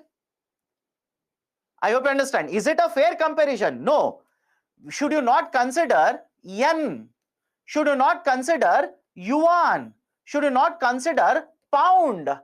And compare rupee against the basket of currencies rather than comparing with only one currency. Is it okay? I'll repeat it again. Right? Because you are conducting trade with different countries, you should also consider their currencies in order to determine what is the value of your currency. Right? Remember this. Simply remember this. This is a second important point. Third very important point. Let me write a formula. Do not by heart it. Let me write a formula. One formula is pi n I is equal to 1 within the bracket E divided by EI weighted index. By the way, this is a formula for NIR. I'll come to the expansion of NIR, etc. Have patience. I will write one more formula. RIR is equal to pi n I is equal to 1 within the bracket E upon EI, P upon PI and WI. Now, simple question to all of you. How many of you think UPSC will ask a question on this? Let me know. How many of you think UPSC will ask a question on this? Right? Anybody? Right? This is basically a calculus. It is basically an integration. So it may ask. My dear, your concepts are misplaced then. Right? If you say, yes, sir, it has been asked. Right? It may ask, my dear, understand you're writing GS paper. Right? You're writing GS paper. You're not writing a mathematics paper. Right? You don't know what kind of questions they are asking then. So answer is no. Why I'm writing this? Why I'm writing this? I will basically talk about concept of NIR and RIR now. Discuss whatever we have discussed so far. I'll start applying it now. I will simply say if NIR increases, this is the impact. If RIR increases or decreases, this is the impact. Assume it is correct and go forward. Is it okay? Assume it is correct and go forward. If you ask me, sir, prove it. How RIR increases and what does it mean? Then I'll start taking this equation and start solving it. Then it will not become economics. It will become basically mathematics optional class. Right? So basically this is a formula. Don't worry. Don't worry about the formulas. That's the reason I've put a long cross like this. UPSC will not ask you this. Trust me, UPSC will not ask you this. Okay, now, what we have discussed so far? What we have discussed? One, nominal and real. And what is the basic idea between nominal and real? Nominal simply means we are comparing currency against currency.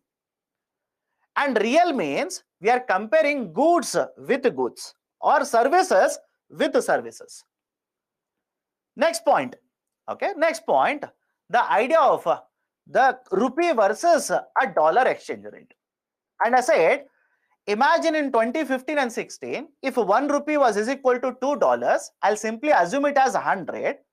And in 23-24, if 1 rupee becomes is equal to $3, it simply means rupee has appreciated. But rather than giving you this, what if I simply say index number is 150? What if I say compared to the base year, index number is 150? You will have to come to a conclusion. Rupee has appreciated, dollar has depreciated. Point number 3. Will the rupee should be compared always only with the dollar? Should the rupee always be compared only with the dollar? No. We will have to compare rupee with multiple currencies. You should compare rupee with multiple currencies. That is basically the idea of nominal effective exchange rate. Come to the nominal effective exchange rate now. Most of you are writing, sir, long form of NIR, N-double-E-R. I've written it here. Have a look at it. Nominal effective exchange rate. This is the formula, by the way. This is the formula. You want to waste your lifetime? Spend it on this. This is the formula. Nominal effective exchange rate. What do we do? What do we do in the nominal effective exchange rate? On one side, I will keep rupee. And on the other side, I'll keep a basket of currencies. I'll compare rupees with basket of currencies. And basically remember this, it is an index. Both NIR and RIR are indices. Indices means what? Do you remember CPI? What is CPI? CPI is an index. Do you remember WPI? What is WPI? WPI is an index. And if you remember CPI and WPI, what did we do? What did we do? We took a reference point and compared to that reference point by how much percentage price levels have increased. We calculated that. Now apply the same logic here. In case of nominal effective exchange rate, what we do is, rather than comparing rupee versus only dollar, we'll compare rupee with basket of currencies. And we will convert that in terms of index. For example, have a look at this. The base year for the calculation of both near and rear is 15 and 16. I think I've written it here. Just a second. Okay. Base year for both near and rear is 15 and 16. On one side, I'll put rupees, and on the other side, I'll put a basket of currencies. And I'll simply say in 2015 and 16, the value is 100 units. Let's say now 23 and 24. Let's say now 23 and 24, same rupee, the value has changed, but the index is now 120. You tell me, what does it mean? Index in the 23 and 24 now has become 120. What does it mean? Has the rupee value increased or decreased? Can I simply say rupee has appreciated? Let me know. Can I simply say rupee has appreciated against the basket of currencies? What if it falls from 120 this year to, let's say, 110 next year? So from this year to next year, rupee has depreciated. From this year to next year, rupee has depreciated. Right? This is how near index is actually used by Reserve Bank of India. RBI publishes both near and rear for every month.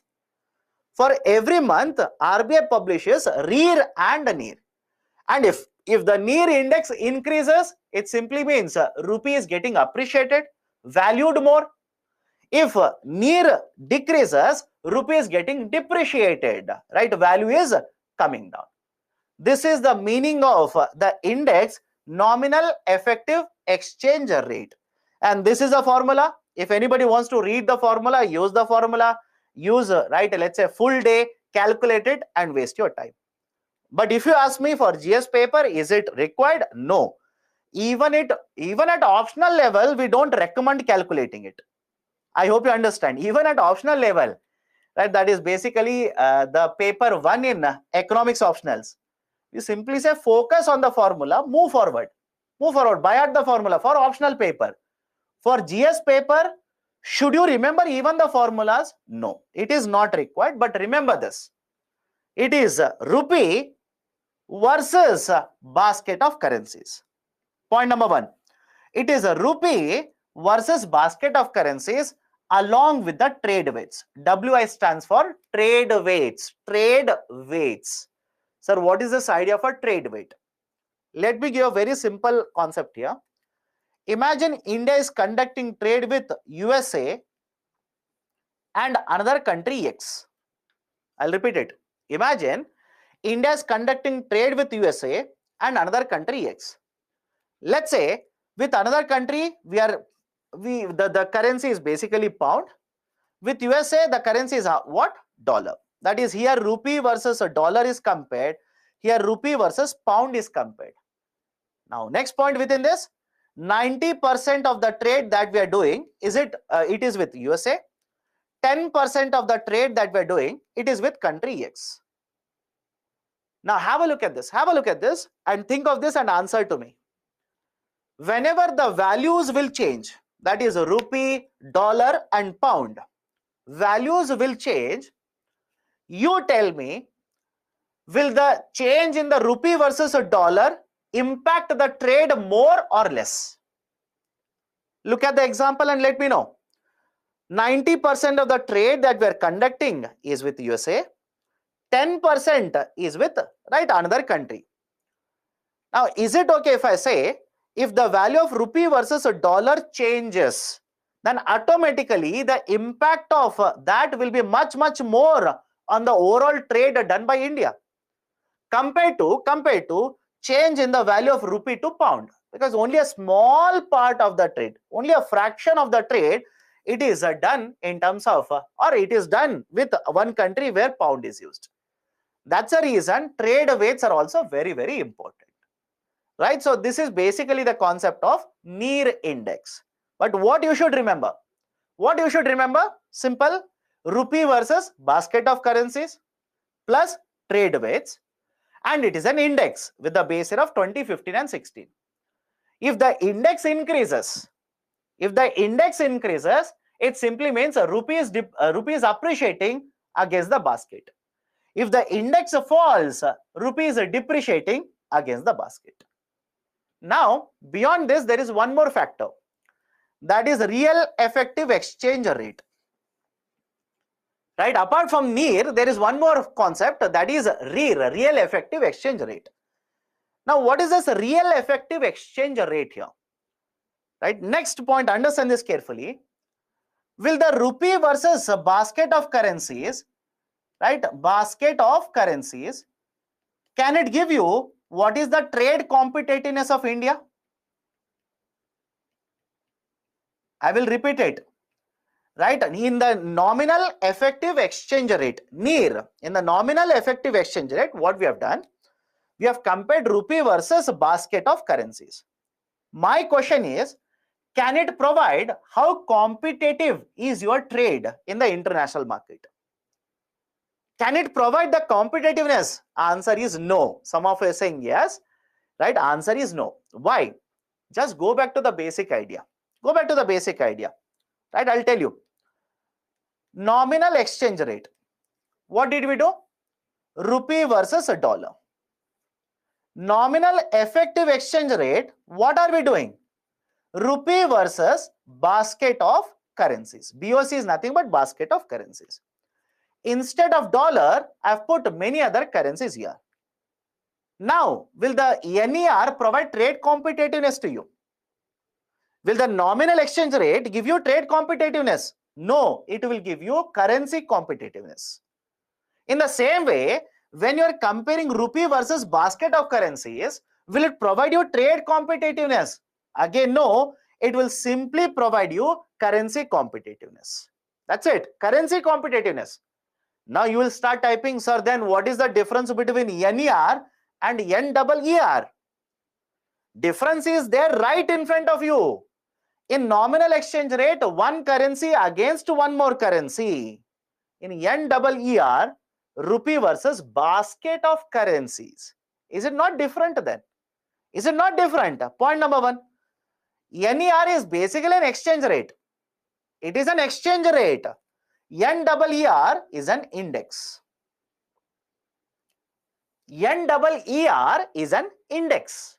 We are measuring the change in rupee versus basket of currencies in the form of index. We have a base here. We are measuring in the form of index. Okay, so that is the basic idea of NER and NER. Now coming back to the question all over again. Will NER provide you trade competitiveness? That is, one good is equal to how many goods in the rest of the world? No. For that, we have one more formula, real effective exchange rate. Real effective exchange rate, REER. Look at the formula. Do not by heart it. Look at the formula. What is the difference between NER and REER? What is the difference between NER and REER here? In NER, we are simply accounting for exchange rates. We are simply taking nominal exchange rate. But what are we doing in REER? We are taking into consideration nominal exchange rate. We are also taking into consideration price levels. Inflation in simple terms. We are also taking into consideration price levels. What is the price level in the domestic market? What is the price level in the foreign market? Now you tell me, if the price level is considered along with the nominal exchange rate, is it not the similar concept to real exchange rate? I hope you understand this. If price levels are considered along with exchange rate, is it not similar to real exchange rate? But what is the difference all over again? Real exchange rate, we are comparing India with USA, India with another country. But in the real effective exchange rate, we are comparing India with many countries, group of countries. Is it okay? We are not comparing India only with USA. We are comparing India with USA, China, Japan, South Korea, right? Let's say Britain, group of countries. That is the basic idea of a real effective exchange rate. And the same idea like earlier.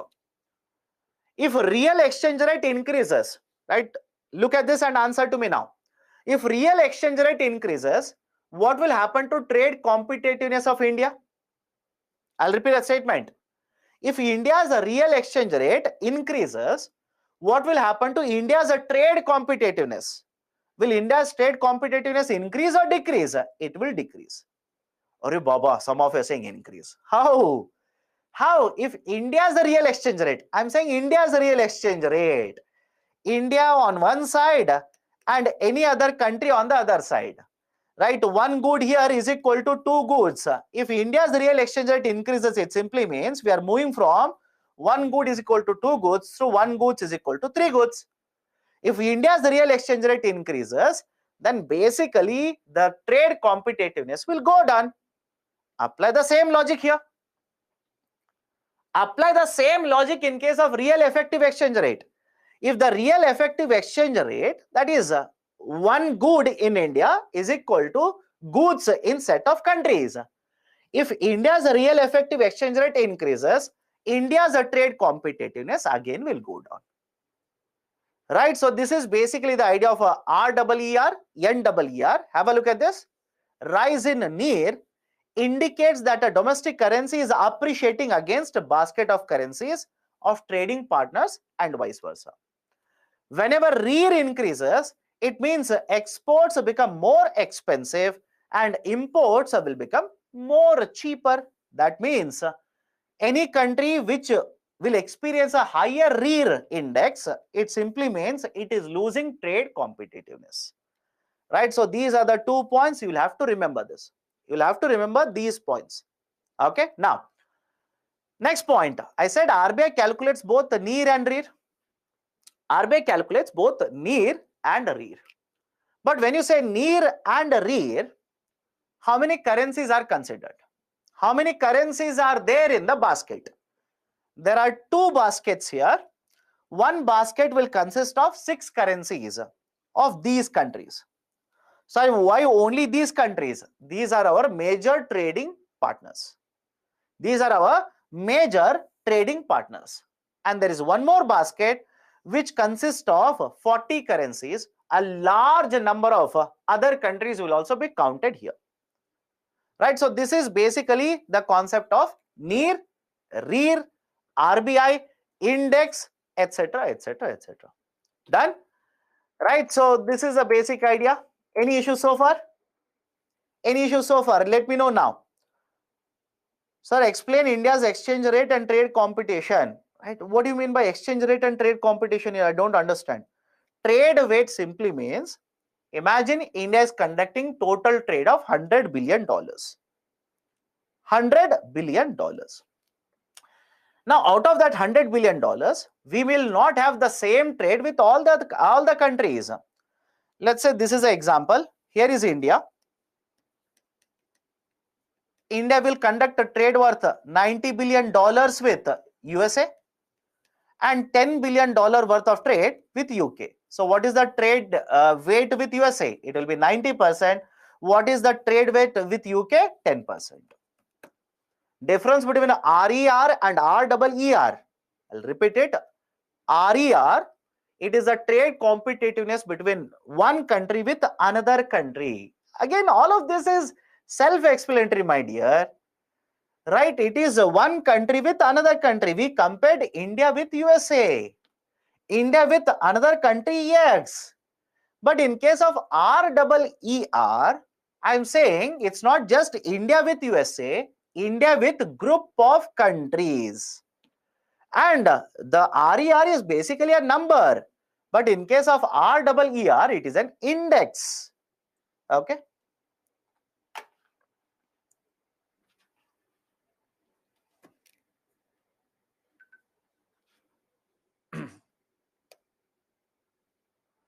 trade, why most of the currencies compared with US's currency? That happens for a very simple reason. In the international market, imagine you are trading. Okay, in the international market, imagine you are trading. You would want to make a payment or receive a payment in which you have lot of confidence. Does it make sense or not? You want to make a payment and receive the payment in terms of the currency in which you have lot of confidence. And historically, the confidence on the dollar is very, very high.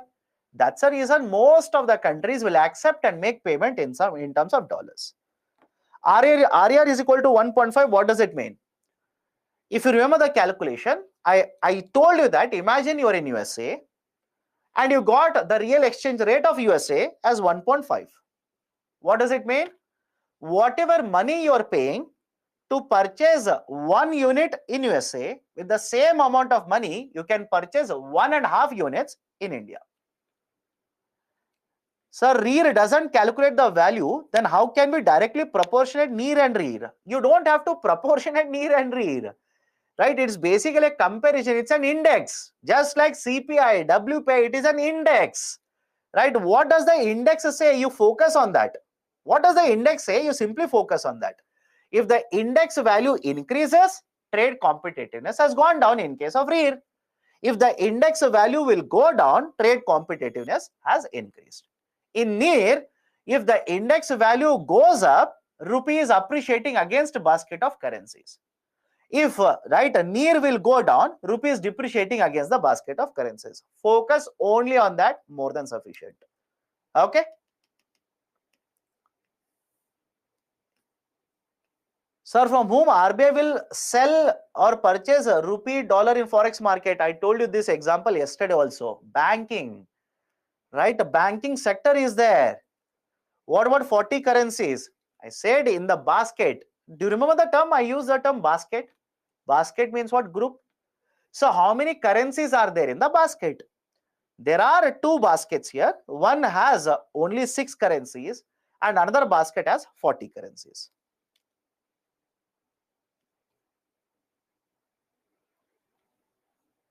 Any forex example? What do you mean by forex example? Right? What do you mean by forex example? I don't understand the question itself. How interest rates of the central bank will lead to increase in market interest rate? What is interest rate? What is repo rate? You tell me. This, I believe we are discussing this at least for the 10th time. What is repo rate? It is basically an interest rate where one is lending and the other one is borrowing. Right? Every time I tell this, again I'll have to repeat it. Right? It simply means you are not revising. That's it. What is repo rate? It's basically a rate of interest where one is lending and the one is borrowing. That's it. Now, if the repo rate increases, you tell me what will happen to the interest rate for any kind of lending and borrowing in the market. You tell me. If repo rate increases, what will happen to any kind of lending and borrowing in the market? Right? Don't you think any kind of lending and borrowing in the market, the rate of interest should increase? I hope you understand. If repo rate increases, it simply means there is a lender, there is a borrower. Right? So basically, the lender is charging more rate of interest. Now imagine you are basically issuing a bond in the market. You are issuing a bond in the market. Repo rate has increased. Now you tell me, will I demand more rate of interest from you or not? You'll ask me why. I'll simply say, look at the repo rate. The lending and borrowing rate of interest has increased, so pay me more rate of interest. It's a basic idea. Right? So again, right, later also I'll keep on using the term interest rate. You will ask me, sir, how interest rate rises will affect all of this. Right? Don't do this. It basically means you are not revising. Okay, done. So let's take a break now. Let's take a break. I'll start at 8:04. I'll start at 8:04. Okay.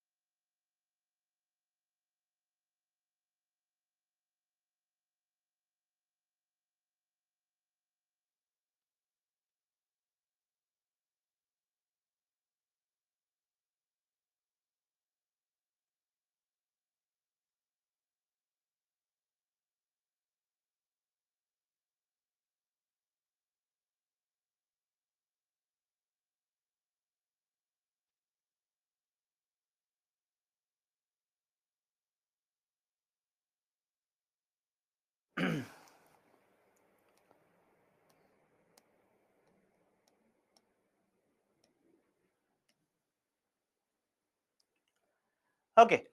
welcome back. Am I audible? Am I audible? Let me know if I'm audible. Let's start then. Okay, so let's start. So next concept I want to discuss is the concept of balance of payments. Balance of payments. Now, before going forward, I was just going through the comments. Okay. Now, there are some students who generally keep on typing the same question 30 times, 40 times without realizing that I'm discussing the same thing. This is my suggestion to all of you. Listen to what I speak rather than focusing on something else. For example, I don't want to take the names of student, doesn't make any difference either to you or me. For 20 times there's a question, what is the significance of real exchange rate? Now you tell me, have I discussed real exchange rate? Point number one, have I discussed real exchange rate? Second, what is the importance of real exchange rate? Did we see that also? Did we see that also? Is it written in the slide? Did I tell you what will happen if RER increases, RER decreases? Did I repeat it also? But doesn't matter. You don't listen to me when I discuss it. You don't even see it is there in the PPT, but you'll keep on asking. It doesn't matter. Right? Focus on the discussion. Don't keep on typing. It doesn't help you. This is my suggestion to you. Because try it once. Try to type and listen. See what will work out for you. Both of them will not work out. Either you will make a mistake in typing or you'll make a mistake in listening. Doesn't matter. Okay, let's start. Balance of payments. Next one.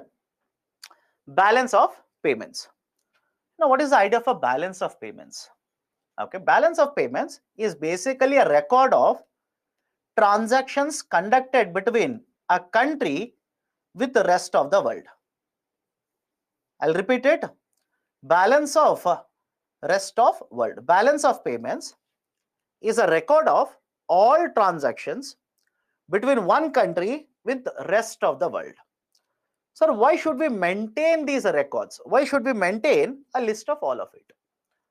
We should maintain it because you want to find out how many dollars are going out of India, for what purposes they are going out, how many dollars are coming into India, for what purpose they are coming into India. Don't you want to have a list of all these records? So for this purpose only, we have a system called as balance of payments. What's the definition? It's a record of all the transactions that take place between one country with the rest of the world. Sir, examples of these kind of transactions, please look at the slide. Look at the slide. Right, on one side I've written certain transactions under revenue, and on the other side also I've written certain transactions under expenditure.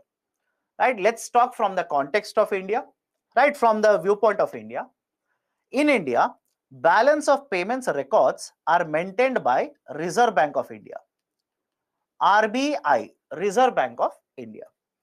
And this Reserve Bank of India will keep a record of all the transactions which are either leading to dollar coming into India, dollar going out of India.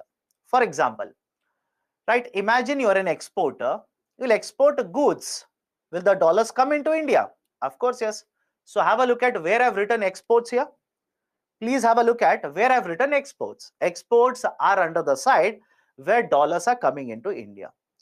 And imports, right, basically expenditure side. Why? You will import something. As a result of this, dollars will flow out of India. In the same way, imagine you've invested in the American government bonds. You have invested in the corporate bonds in America. Now, can I simply say because you have invested outside India, you will earn interest? Will the interest flow into India or not? Investment income. Right? Imagine you will go to USA, earn in the USA, and come back to India after 3 months. Will you not bring in dollars to India? Compensation for the employees. Right? Remittances. Right? Don't say remittances and employee compensation are one and the same. No, both are not one and the same. Both are different. For example, yesterday I told you, remittances are simply one-sided transactions, one-sided flows, transfer payments. I said in the form of a gift, in the form of welfare, taking care of your parents, etc., or your relatives, you can transfer money from rest of the world to India. And that is basically remittances. So basically the idea is simple here. What transactions we are recording? What kind of transactions we are recording here? All the transactions which will lead to outflow of the dollars from India or inflow of the dollars into India. Now this is basically the idea of a balance of payments. Now have a look at this. The balance of payments is divided into two accounts here. I've written two accounts. The balance of payments is divided into two accounts. One is a current account, second one is the capital account. One is the current, second one is the capital. What is the difference between a current account and a capital account?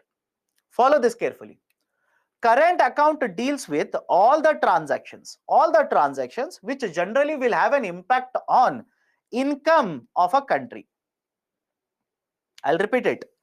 Current account transactions are generally those types of transactions which will have an impact on income earned by a country.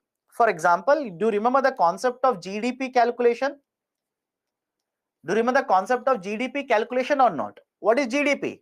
Income generated in India. Did we consider imports and exports? Let me know. Did we count imports and exports?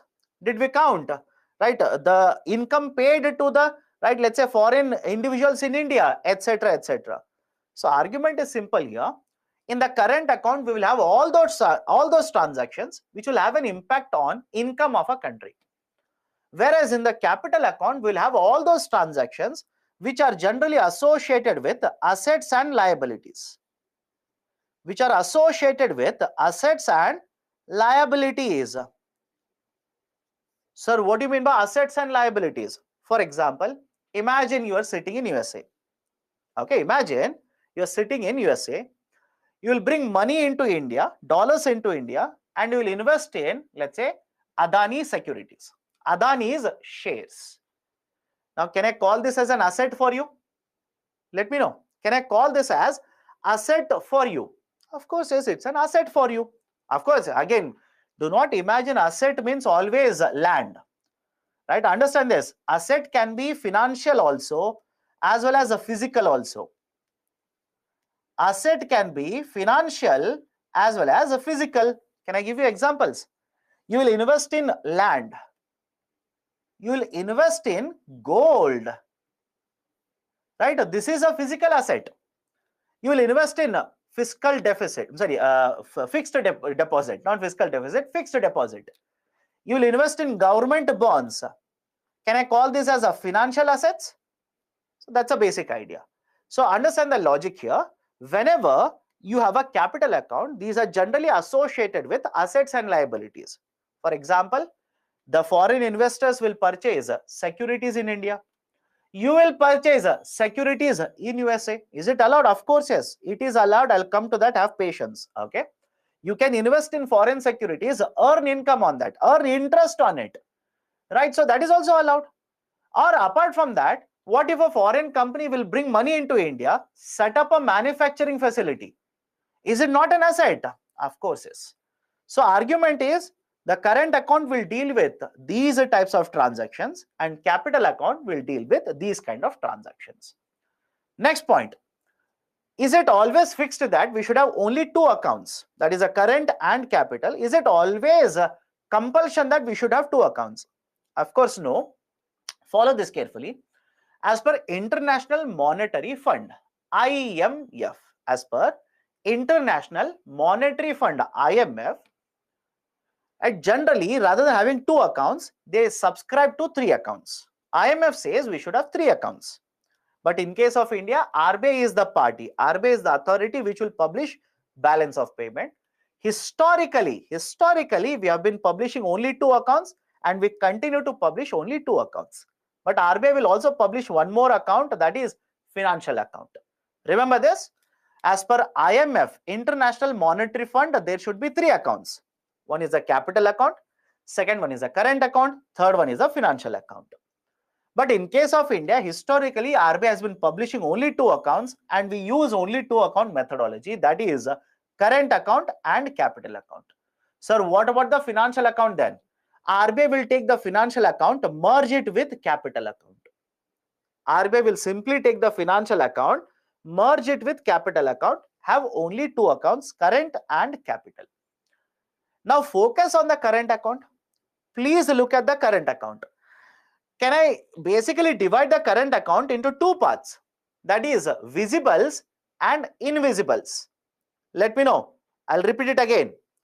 Can I divide the current account into two parts? That is visible and invisible. Sir, what is visible?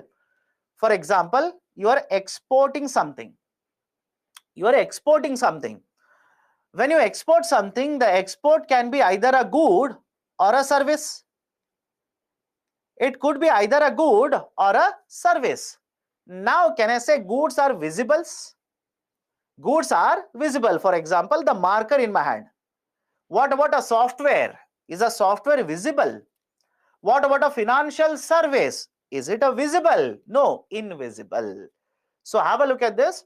The capital account, current account generally is again divided into two parts, visibles as well as invisibles.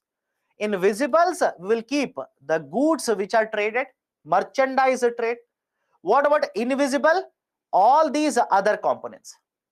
All these other components will put it under the invisible. For example, employee compensation. Right? That is, let's say you have gone to USA for 3 months, you have brought in dollars. Right? In the same way, a foreign citizen has worked 4 months in India, so they are taking out dollars from India. Right? You have invested, let's say, in the shares of, let's say, Alphabet company or a Tesla company, and you will get dividends now. Now that dividend, it is nothing but interest. The interest that you have earned, it is inflow of the investment income. In the same way, a foreign company has invested in the shares in India. They have earned a dividend. It is basically outflow of investment income. So in this way, I hope you understand, in this way, what we do is, we will divide this into visibles as well as invisibles. Right? In the exports, again, there is a visible, invisible, and remaining all of them are basically invisibles. So this is how you divide the current account. Next point, focus only on the exports and imports. Next point is, focus only on exports and imports. Why? There's a concept of only looking at trade. We will look at only trade now. We will trade in goods, we will also trade in services. That we will export goods, we will import goods. We will export services, we will import services. Let's start. Right, the goods are generally referred to as a merchandise. Services are written here. Please do not by heart the table. Table is not needed for you. Table is not needed for you. But please have a look at it. You will see that for a certain time period, or let's say in case of merchandise, that is goods, what you'll basically see is, you are exporting, you are also importing. Okay, right? You are exporting and you are also importing. Now, when you export and import, you export, you will bring dollars. You import, you will pay dollars. So how much is the outflow of the dollar compared to inflow of the dollar? That is the value given here. And based on this, can I simply say that in case of merchandise, we have a trade deficit? Let me know. In case of merchandise, we have a trade deficit. What do you mean by trade deficit? Please have a look at it. Trade deficit, basically I have written three terms here: trade surplus, trade deficit, and trade balance. What is the meaning of the trade balance? Basically, exports is equal to imports.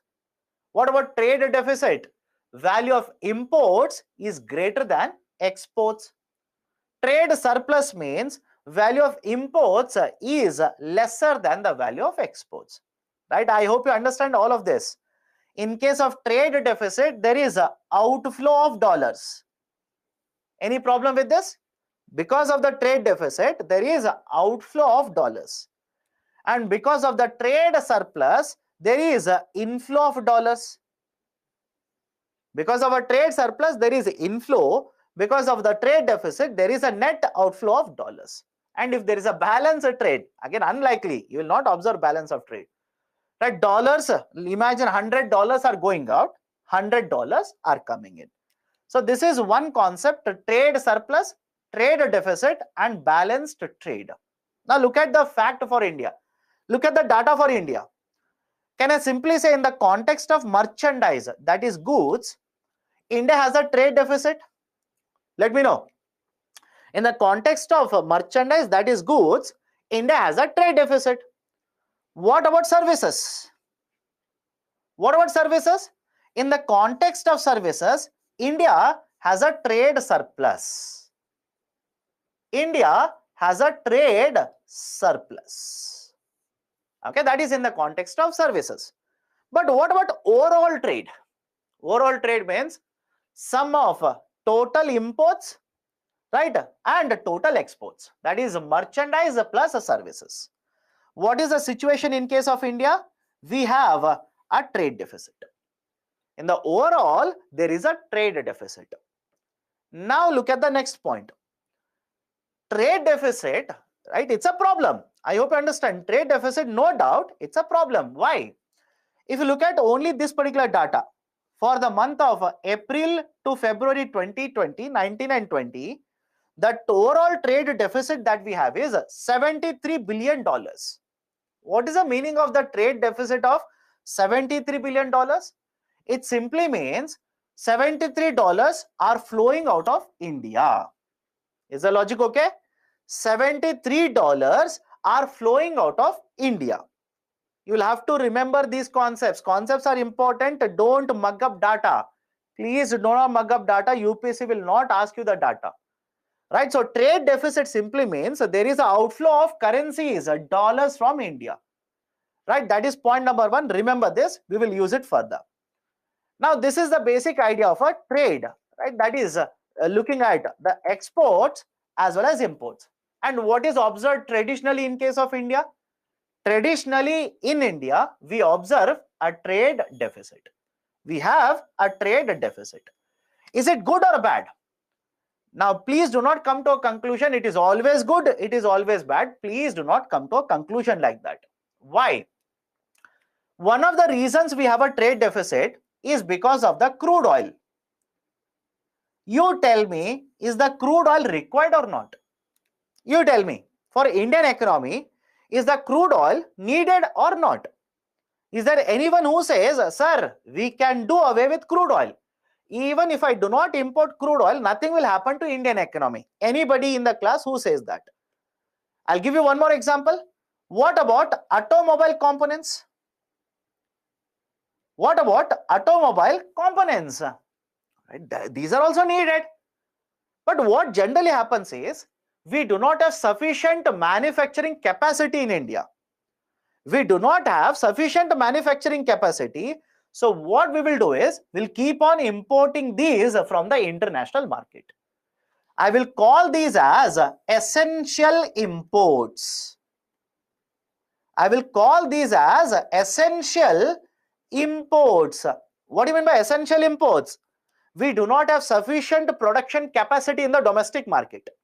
These are called as essential imports. But on the other hand, I'll give you one more example. What about plastic toys? What about plastic toys? Do you think plastic toys are essential imports? Let me know. Do you think plastic toys that we majorly imported until very recently, the major imports that we did for plastic toys was from China?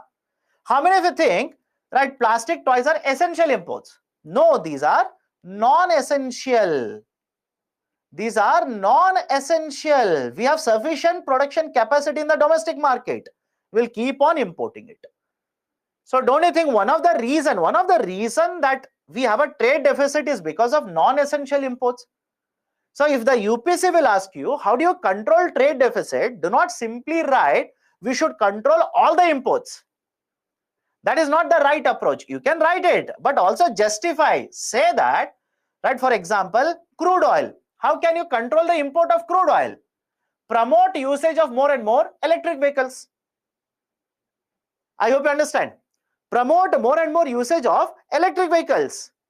Promote more and more production of renewable energy, such as solar energy, wind energy. And by doing that, can we reduce the import dependence of crude oil or not? Can we reduce the import dependence on essential imports or not? Answer is yes. So non-essential imports, you don't require them, control them.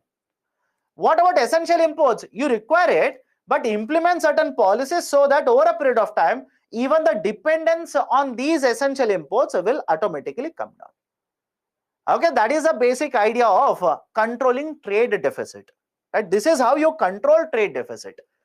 And understand this, I'm looking at only one side of the equation. Can I control the trade deficit by promoting exports also? I hope you understand. Can I basically control the trade deficit by promoting more and more exports? Of course, yes. And isn't the government of India implementing reforms to promote exports? For example, we have PLI. We'll discuss that, don't worry. We have PLI, we have Make in India, right? We have so many reforms to promote manufacturing exports from India. Done. So this is one component within the current account, exports and imports. Now let me focus on the full current account. Let me focus on the full current account. Now, when you look at the full current account, imagine the revenue side is smaller than the expenditure side. I hope you understand this. Right? The revenue side is smaller than the expenditure side. Now, this situation will be referred to as current account deficit. Right? The expenditure side is greater than the revenue side. It is current account deficit. And if it is vice versa, that is the receipt, that is the income side is higher than the expenditure side, it is called as a current account surplus. And if it is equal, dollars coming in is equal to dollars going out, it is called as a balanced current account. You do not see balanced current account, do not worry about it. Traditionally, in case of India, there has been a current account deficit. I hope you understand. Right? Traditionally, in case of India, we have a current account deficit, CAD. Now, right, follow this carefully. If CAD increases, what does it mean? Let me know. If the CAD increases, can I simply say that more and more dollars are flowing out of India? Agreed. If the CAD widens, if the CAD increases, more and more dollars are going out of India. And if more and more dollars are going out of India, what will be the impact on exchange rate? What will be the impact on exchange rate? Can I simply say if the CAD keeps on widening, rupee will appreciate? Rupee will depreciate because dollars are going out. Dollar will appreciate, rupee will depreciate. Now, is it okay? One of the factors that I had written earlier that will impact exchange rate was the current account deficit. And if the current account deficit keeps on widening, it simply means more and more dollars are flowing out. It will have an impact on the exchange rate. Right? That is current account deficit. Does India have a current account deficit? Of course, yes. India generally has a current account deficit. Now, is it okay? I'll just throw certain data here. Don't by heart it. Let's assume under the current account deficit, the inflow of the dollars is 100 billion and the outflow of the dollars is 150 billion. Can I write deficit as $50 billion? Can I write the current account deficit as $50 billion? Now, question is, from where will you get these $50 billion? I hope you understand. From where will you get these $50 billion? Because you can't print dollars in India. Right? RBI cannot say, I have printing presses, I'll print dollars. No. Right? Government of India cannot say, I have also printing presses, will print dollars. Absolutely no. What we generally do is, we will look at the capital account now. Have patience, have patience. I'll tell you what actually happens in India. I'll tell you, have patience. We will look at the capital account now. What happens in a capital account? Look at the components in the capital account. Look at the components in the capital account. Foreign loans, which, right, in India we have taken. Can I give you example? External commercial borrowing. Any problem with this? External commercial borrowing, right? Is it not a foreign loan? Of course, yes. Foreign loans given. Just like you borrow from external market, a foreign company can borrow in the domestic market. Foreign direct investment, foreign institutional investment. Now, do not worry about both of them. I'll cover it separately. Listen to me. Don't keep on typing this again and again. Listen. Both FDI and FII, I'll cover it separately. Okay. Now, what happens is basically under the capital account, either you are creating an asset or a liability. We'll keep all these transactions under the capital account. Generally, what happens? Generally, what happens in India? The inflow of the revenues under the capital account is higher than outflow of the money under the capital account. Is it okay? I'll repeat it. The inflow of dollars under the capital account is higher than outflow of dollars in the capital account. Just throw arbitrary numbers, but ensure left side is greater than the right side. Let's assume it is $80 billion and let's assume this is $60 billion. Can I now say that there is a surplus in the capital account? Let me know. Right? Can I now say that there is a surplus in the capital account? Surplus of how much? $20 billion. So remember this, earlier we calculated current account and I said generally India has a current account deficit. Generally India has a current account deficit. And now we are looking at the capital account, right? There could be a surplus in the capital account. We could also have a balanced capital account equal. And we could also have, right, a deficit in the capital account. But what generally happens in the context of India is we have a surplus in the capital account. We have a surplus in the capital account. Meaning what? Under the current account, outflow of the dollars was how much? $50 billion. I said we cannot have $50 billion printed in India. We should have these $50 billion. How now? Out of that, now $20 billion you will get in the capital account itself. Is it okay? $20 billion you will get it in the form of capital account surplus. Now what about remaining $30 billion?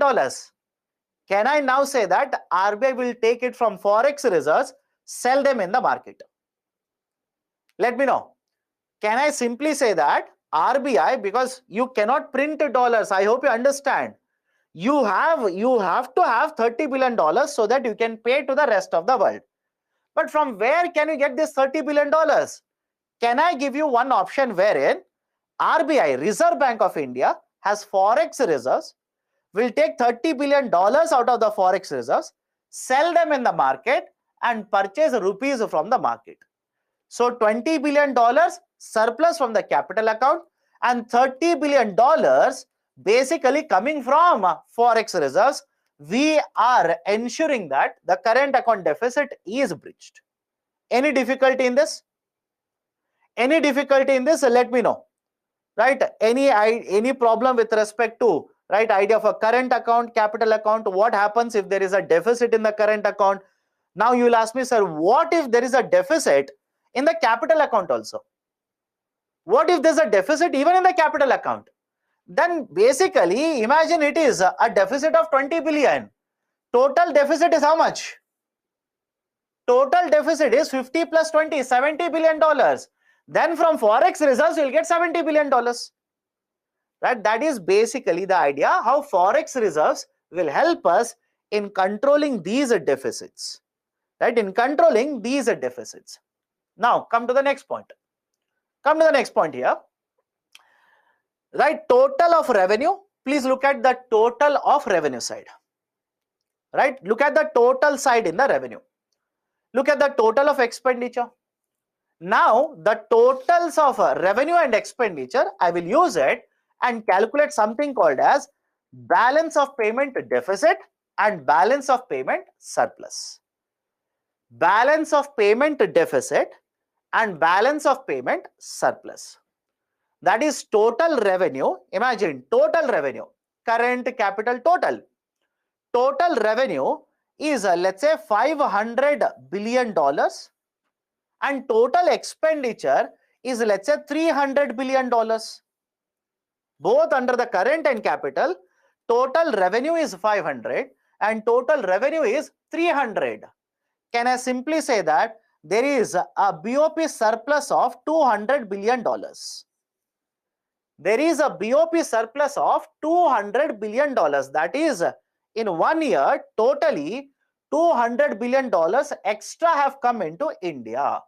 There is a net inflow of $200 billion into India. Now, where do you think this $200 billion will go? Think of it. Where do you think this $200 billion will be counted as? This will be counted as an accretion because RBI will purchase this. Can you allow these $200 billion to keep on floating in the market? That will lead to rupee appreciation. You can't do that. So what does RBI do? RBI will purchase it. Forex reserves will start increasing. Forex reserves will start increasing. And on the other hand, let's write one more data here. Imagine, right? Imagine the total outflow of the dollars is $500 billion and total inflow of the dollars is $400 billion. Now, can I say there is a deficit of $100 billion? Can I say there is a deficit of $100 billion? And when there is a deficit of $100 billion, what do you think will happen next? Right? RBI will take this $100 billion, supply to the market, forex reserves will come down. I hope you understand. This is how balance of payment deficit, balance of payment surplus will actually work. This is how BOP deficit, BOP surplus will actually work out in real time. Generally, in case of India, we end up experiencing BOP deficit. We have experienced BOP deficit also. We experience a BOP surplus also. And so this is the basic idea of a balance of payments. Any problem? Can I go to the next point now? Any problem? Can I go to the next point now? Now have a look at this. There is a term called as a twin deficit. Right? There is a term called as a twin deficit. Very, very famous in the current affairs. Twin deficit. Now, many of you keep on asking me, take my question. When I ask you what is any doubt, please paste your question. Right now I'm teaching. Can I see the question? Think from my perspective. Think from my perspective. I'm looking at the camera. Am I able to see your question? When I ask any question, can I go forward? Take my question. What is your question? So think of that also. Think of the logistics here. Okay, now there is a term called as a twin deficit. There is something called as twin deficit. What is this twin deficit? Whenever a country will have a fiscal deficit and a current account deficit. A country will have a fiscal deficit and current account deficit. It is called as a twin deficit. Is it a problem? Of course, yes, right? It is a problem. Let's start. What is the problem here? But first and foremost, how does it actually happen? How does it actually happen? Fiscal deficit higher means what? Right? Start thinking of this. Fiscal deficit higher means government is spending more money, government is borrowing more money, right? And now tell me, as a result of this, what will happen to investments? What will happen to inflow of currencies? Right? Don't you generally think? Generally, right? Fiscal deficit increases means there is a tendency that government is spending more, government is borrowing more, government is spending more. Now, as a result of this, can I simply connect it to a basic idea? There could be inflation. Let me know. there could be higher inflation in the market. And when inflation goes up, what will happen to rupee value? Let me know. What will happen to rupee value? Rupee value will start depreciating. Rupee value will start depreciating. And tell me, when rupee depreciates, what will happen to trade deficit? When a rupee depreciates, now tell me, what will happen to trade deficit? Will the trade deficit increase or not? Will the trade deficit increase or not? Of course, yes. Trade deficit increases. What will happen to current account deficit? Right. Finally, what will happen to current account deficit? The current account deficit will also increase. Right. So have a look at this. On one side, there is a fiscal deficit, and on the other side, there is a current account deficit. This is called as a twin deficit. Now, how many of you think having twin deficits is good for Indian economy? Let me know. How many of you think having twin deficits is good for the economy? Absolutely no. It's not good. Why? If government of India keeps on borrowing more and more money, the debt of the government keeps on increasing. Obviously, it is not good. Debt of the government keeps on increasing. Right? There is a danger of having higher inflation in the domestic market. There is a danger that imports will become very, very costlier. And we need imports, by the way. I hope you understand. We need imports. Right? Either as a finished good or as a raw material, we need imports. That's a fact. So imports will become very, very costlier. And what will happen to the dollar outflow? The outflow of dollar will increase. Now, question is, right? Imagine this. If the current account deficit keeps on widening, I repeat, if the current account deficit keeps on increasing, keeps on widening, don't you think there will come a point of time when the deficit will be so high, you will not have sufficient forex reserves? Have a look at my statement. Have a look at my statement. The current account deficit will keep on widening, right? And as a result of this, balance of payment deficit will also keep on increasing. Now, I told you, whenever balance of payment deficit keeps on widening, can I simply say that you are using forex reserves? You are using forex reserves to pay for BOP deficit. But what if the BOP deficit is so large, your forex reserves are not sufficient? For example, your BOP deficit is $100 billion and you have a forex reserves worth $50 billion. Right? Can I give you current affairs examples? Pakistan, Sri Lanka, right? Or in case of India, we do not have this right now. Last time we faced this situation was back in 1991. After that, we have not faced this. Back in 1991, this situation was there in India. So this situation where you are going to exhaust all the forex reserves to bridge the deficit, this is called as BOP crisis. I repeat, I'll repeat it again. The situation wherein you are going to exhaust all the forex reserves to bridge the BOP deficit or the deficit in the BOP, that is called as a BOP crisis. Sri Lanka has faced BOP crisis. Pakistan is facing BOP crisis. India is not facing a BOP crisis right now. Why? We have built huge amount of forex reserves. We have built huge amount of forex reserves. And that is the reason there is one more term associated with this concept. Remember this. There is a term called as import cover. Generally, whenever the forex reserves will start depleting, start falling down, it is mentioned in the form of import cover. What is this idea of an import cover? The formula for import cover is the amount of forex reserves divided by the value of monthly imports. The value of monthly imports. Let's say you have a forex reserves of $500 billion and your monthly imports are $20 billion. Can I say your import cover is 25 months? Your import cover is 25 months, meaning what? The amount of forex reserves you have are sufficient to pay for 25 months of imports. Now let me know, if your import cover will fall from 25 months to 20 months, is it good or bad?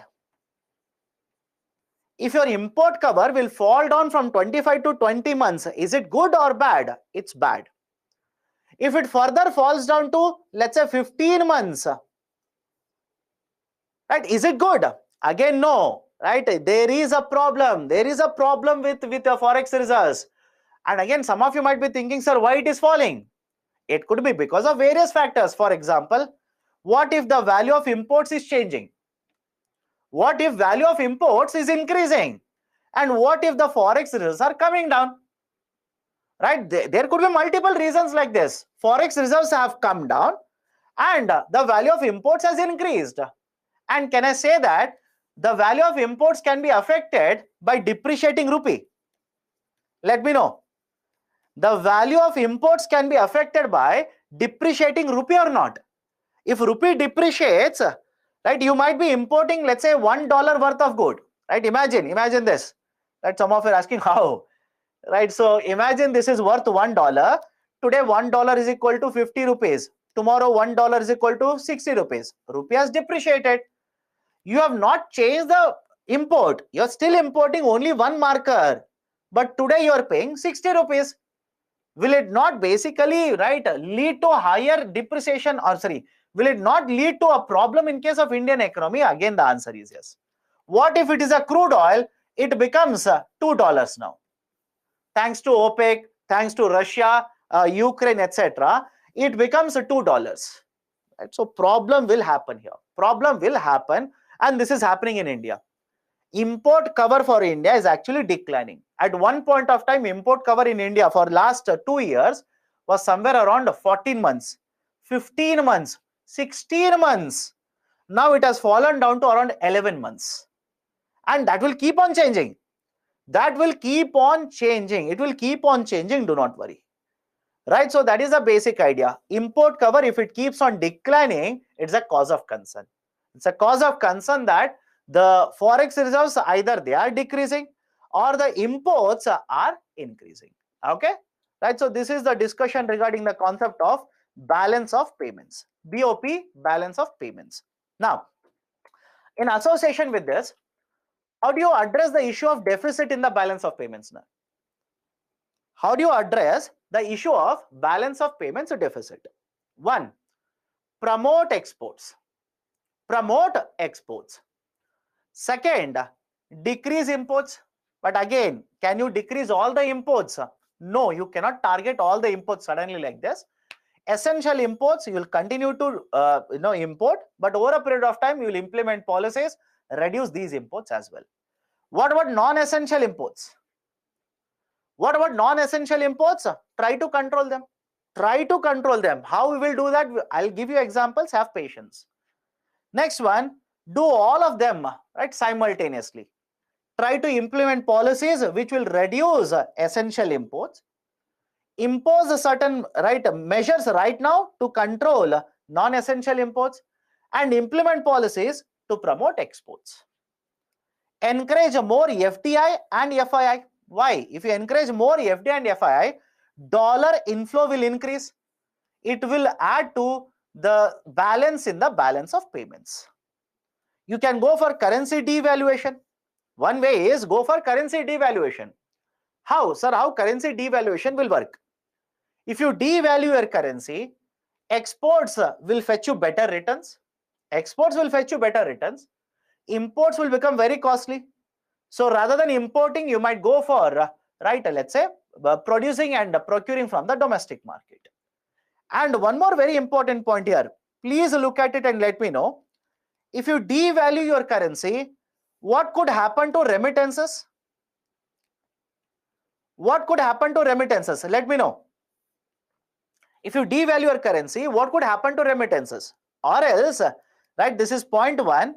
Point number two, you are a NRI, right, a non-reliable Indian. Just a joke, by the way, right? Non-resident Indian. You have lot of money. You are sitting in USA. Interest rates in USA is somewhere around 4%. And interest rates in India is somewhere around 6%. Don't you see there is an interest rate difference here? And in case of India, if they devalue the currency, rather than exchange rate being $1 is equal to 50 rupees, now exchange rate will become $1 is equal to 60 rupees. Now, don't you think this will promote NRIs bringing more and more money into India, invest in the bank deposits? Let me know, possible or not? Right, I hope you understand the logic here. Why countries are allowed to devalue their currency. For example, Sri Lanka has devalued its currency. Pakistan will also devalue its currency now. Why? Exports competitiveness will increase. You can attract a lot of dollars from the international market, especially from these non-resident citizens. Because now they will look at this and they'll bring a lot of money into the country, invest in the deposits in the country. And the best part of these dollars is what? These are one-sided flows. All of you agree? These are one-sided flows. That's a reason this kind of devaluation is done. But can government of India devalue its currency? Looking at all of this, let me ask you a question. Can government of India devalue its currency? No, it should not devalue its currency. Why? If government of India will devalue its currency, will USA government sit quiet? Think of it. If government of India will devalue its currency, will USA sit quiet? No. Will UK sit quietly? Will China, already there is allegation that China devalues its currency. Will China sit quietly? So what it will lead to is, it will lead to competitive devaluation. Is it okay? It will lead to competitive devaluation. That's a basic idea of not going for devaluation. Long-term way out is always promote more and more exports. Okay, long-term way out is always promote more and more exports. Because some of you might be thinking, sir, why did you write at the last point? Why did you write that is long way out is always to promote exports? Reason is simple. You can also control balance of payment by controlling imports. You can do that. But you tell me what makes more sense economically for India. Controlling imports or promoting more and more exports? Let me know. What does it make more economic sense? Controlling imports or promoting more and more exports? You should promote more and more exports. Why? If you promote exports, one, anyways, dollars will flow into India. I hope you understand. Anyways, dollars will flow into India. Second, will you not create employment in India? Think of this. Will you not create employment in India? Third, if you export more and more, will it not contribute to GDP? Fourth one, if you export more, it simply means investments in India is increasing. You want more and more investment or not? So a better way of controlling BOP deficit is always to promote more and more exports. Don't say both. Some of you said, sir, we'll do both. My dear, if you control import of, let's say, petrol, you can control the import of petrol. You can control the import of automobile components today itself. But if you control this, will it have a limiting effect on GDP or not? You tell me. Will it limit the GDP growth today or not? Answer is yes, by the way. Think logically always. So over a period of time, we will control this. But today, how can I control the BOP deficit? Promote more and more exports. Right? Give more and more incentives so they will export more and more. So that automatically balance of payment deficit will come down. Okay? That's a basic idea. That's a reasoning behind it. Okay. Next, convertibility. Concept of convertibility. Now, what is the meaning of convertibility? Convertibility refers to how easily or how quickly you can convert your domestic currency into foreign currency. Follow this carefully. How easily or how quickly you can convert your domestic currency into foreign currency and vice versa. How easily or how quickly you can convert your domestic currency into foreign currency and vice versa. This is called as convertibility. Now, in case of India, please follow the discussion now. Follow the discussion. Any transaction any transaction in the current account, it is fully convertible. I'll explain this. Follow the discussion. Any transaction in the current account, it is fully convertible. Meaning what? You export any goods and services from India. You export. You will get dollars. There is no restriction on converting these dollars into rupees. I'll repeat it again. Understand the logic here. Right? You will export the goods. You will export the services. You will receive dollars.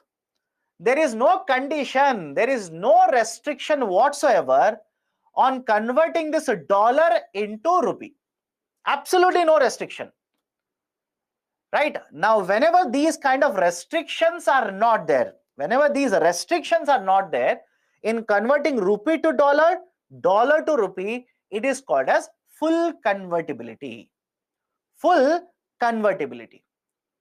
Now come to the other side. Imagine you have lot of rupees. Right? I know many of you have lot of rupees. You want to invest in the USA stock market. Follow this discussion carefully. You want to invest in the USA stock market. Are you allowed to invest? Of course, yes. Of course, yes, you can invest in the USA stock market. But now the question is, can you invest any amount by converting rupee to dollar, or is there any restriction on the conversion? I hope you understand this. Can you invest any amount of dollars in USA by converting rupee to dollar, or is there any restriction on the conversion? There is a restriction. There is a restriction here, right? Imagine you are an Indian citizen. You want to invest in the USA stock market. Annually, you are allowed to convert only up to 2.5 lakh dollar worth of rupees. Annually, you are allowed to convert only up to 2.5 lakh dollar worth of rupees. Sir, what if I want to convert more than 2.5 lakh? Am I allowed? Of course, yes. Here in this condition, you do not require any approval or the permission of RBI. You do not require any approval of the RBI. You can simply go to the market, that is, let's say to a bank, pay rupees, convert these rupees into dollars, take these dollars outside India, right? Invest in USA stock market. Keep it in bank deposit outside India.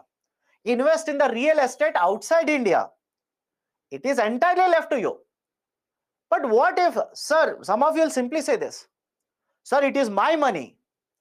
I want to invest in the USA or UK. Nobody should ask me. RBI says, my dear, it's your money, no doubt. But are you taking out rupees from India or are you taking out dollars from India? Right? You are not taking out rupees. You are simply taking out dollars. And dollars will come under regulation now. What RBI says, up to 2.5 lakh dollars, convert. Convert. Don't take any approval. But you want to take out more than 2.5 lakh dollars out of India, then take my permission. Take my approval. Now, can I call this as a restriction? Can I call this as a restriction or not? So understand the logic here, right? I'll give you one more example.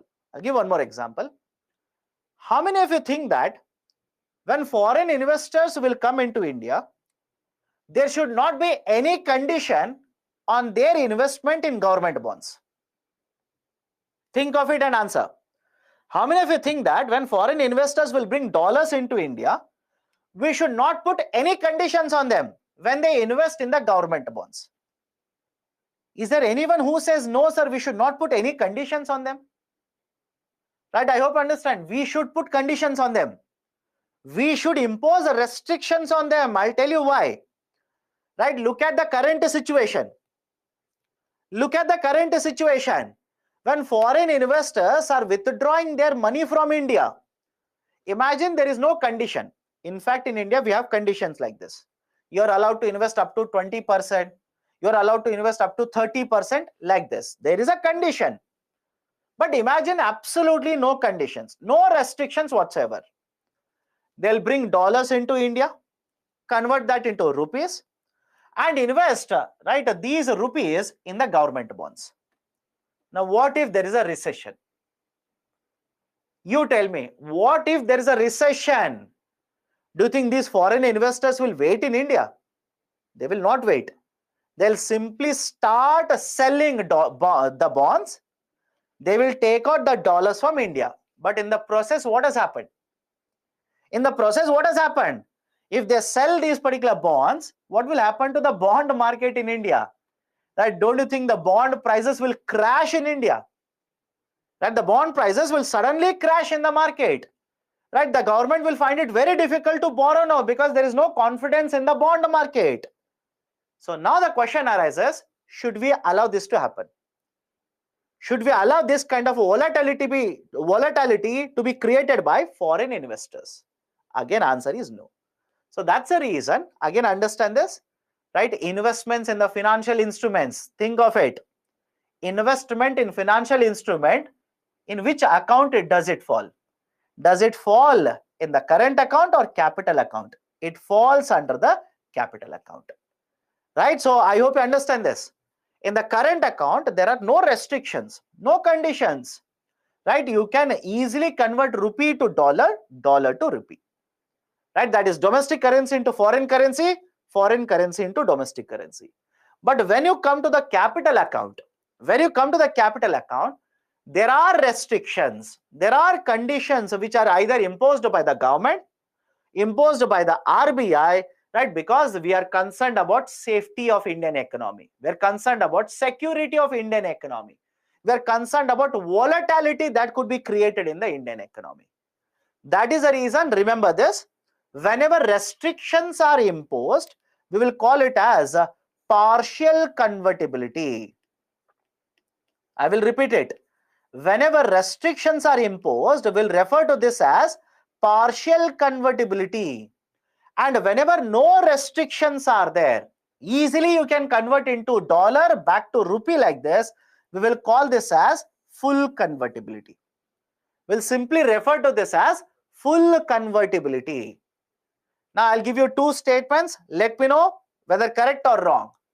In India, current account is fully convertible, capital account is partially convertible. Statement 1, in India, current account is fully convertible, capital account is partially convertible. Any problem with these two statements? Let me know right now. Any problem with these two statements? Because in case of current account, no restrictions are there. You can convert rupee to dollar, again domestic currency into foreign currency, right? Foreign currency into domestic currency. Whereas in case of the capital account, no, we do not have full convertibility. Conditions are there, restrictions are there, because we are concerned about volatility, safety, etc., etc. So capital account is partially convertible, current account is fully convertible. But before, understand this, before 1990s, even in case of the current account, we had a concept of partial convertibility. Right? We had a concept of partial convertibility. What is this idea of a partial convertibility in the current account? This was introduced in the year 1992. This was introduced in the year 1992. What is this? A partial convertibility? We introduced a system by the name of liberalized exchange rate management system. Liberalized exchange rate management system, LERMS, liberalized exchange rate management system. And this liberalized exchange rate management system is also referred to as dual exchange rate. Dual exchange rate system. Dual exchange rate system. Now, what is this a dual exchange rate system? What is this dual exchange rate system? Follow this carefully. As per this policy, which was introduced in 92, again later withdrawn in 93, because we have shifted to idea of a floating exchange rate, market managed exchange rate. What was the basic idea? Have a look at this. Imagine you have exported and you have received $100. Any amount of dollars you have, look at this. You have exported, you have received $100. The government of India mandated that this $100 has to be converted into rupees using two exchange rates. Is it okay? I'll repeat it again. And that's the reason we refer to this as a dual exchange rate mechanism. I repeat it. The government of India mandated under LERMS that any currency that you want to convert like this, we will have to use a two exchange rate and convert it. Right? And that's the reason this is called as a dual exchange rate system. Now, what is the dual exchange rate here? One will be, that is 40% will be as per the exchange rate notified by the government. 40% of this currency will be exchanged as per the exchange rate notified by the government. And remaining 60% of these currencies will be exchanged based on whatever is the market exchange rate. That is nominal exchange rate. Any problem with this? Let me know. Under this dual exchange rate system or LERMS, 40% of these currencies will have to be exchanged at an exchange rate notified by the government. And remaining 60% will have to be exchanged at an exchange rate which is determined in the market, that is nominal exchange rate. Right? Now, can I simply say two exchange rates are there? Conditions are there, how you are supposed to convert from rupee to dollar, dollar to rupee. Can I call this system as partially convertible? Let me know. Can I call this LERMS as a partial convertibility or partially convertible? Any difficulty in understanding this? Why? Conditions are there, restrictions are there. But what we have done post 1993, we have discontinued this. We have introduced market determined exchange rate. That is a floating exchange rate has been introduced. Today, anything under the current account, we will convert it at market determined exchange rate. Whereas in case of capital account, there are conditions, there are restrictions imposed by Government of India and RBI. Sir, why did we implement LERMS? My dear, look at the time period. Let me know. Look at the time period. 1990s. Was the Indian economy stable in 1990s? Let me know. Right? Is Indian economy or was Indian economy stable in 1990s? Did I not tell you in 1991 there was a situation of BOP crisis in India? So these policies, in order to protect the Indian economy, in order to protect basically the outflow of more and more dollars, we implemented this policy. But later, we have shifted to the idea of basically the concept of the market determined exchange rate. Okay. Next, again, before I go to the next, remember there is a committee name. There is a committee, SS Tarapore Committee. SS Tarapore Committee. SS Tarapore Committee. The SS Tarapore Committee has recommended capital account convertibility, that is full capital account convertibility. I repeat, the SS Tarapore Committee has recommended full capital account convertibility, full capital account convertibility for India, but we have not implemented it. I hope you understand. Even today, right, capital account convertibility. Okay, we have not yet implemented full capital account convertibility in India. We are still partially convertible. We are still partially convertible. Done. How can external investment without restriction cause volatility in the Indian market? My dear, if you keep on taking out all these investments from India to rest of the world, what will happen to forex reserves in India?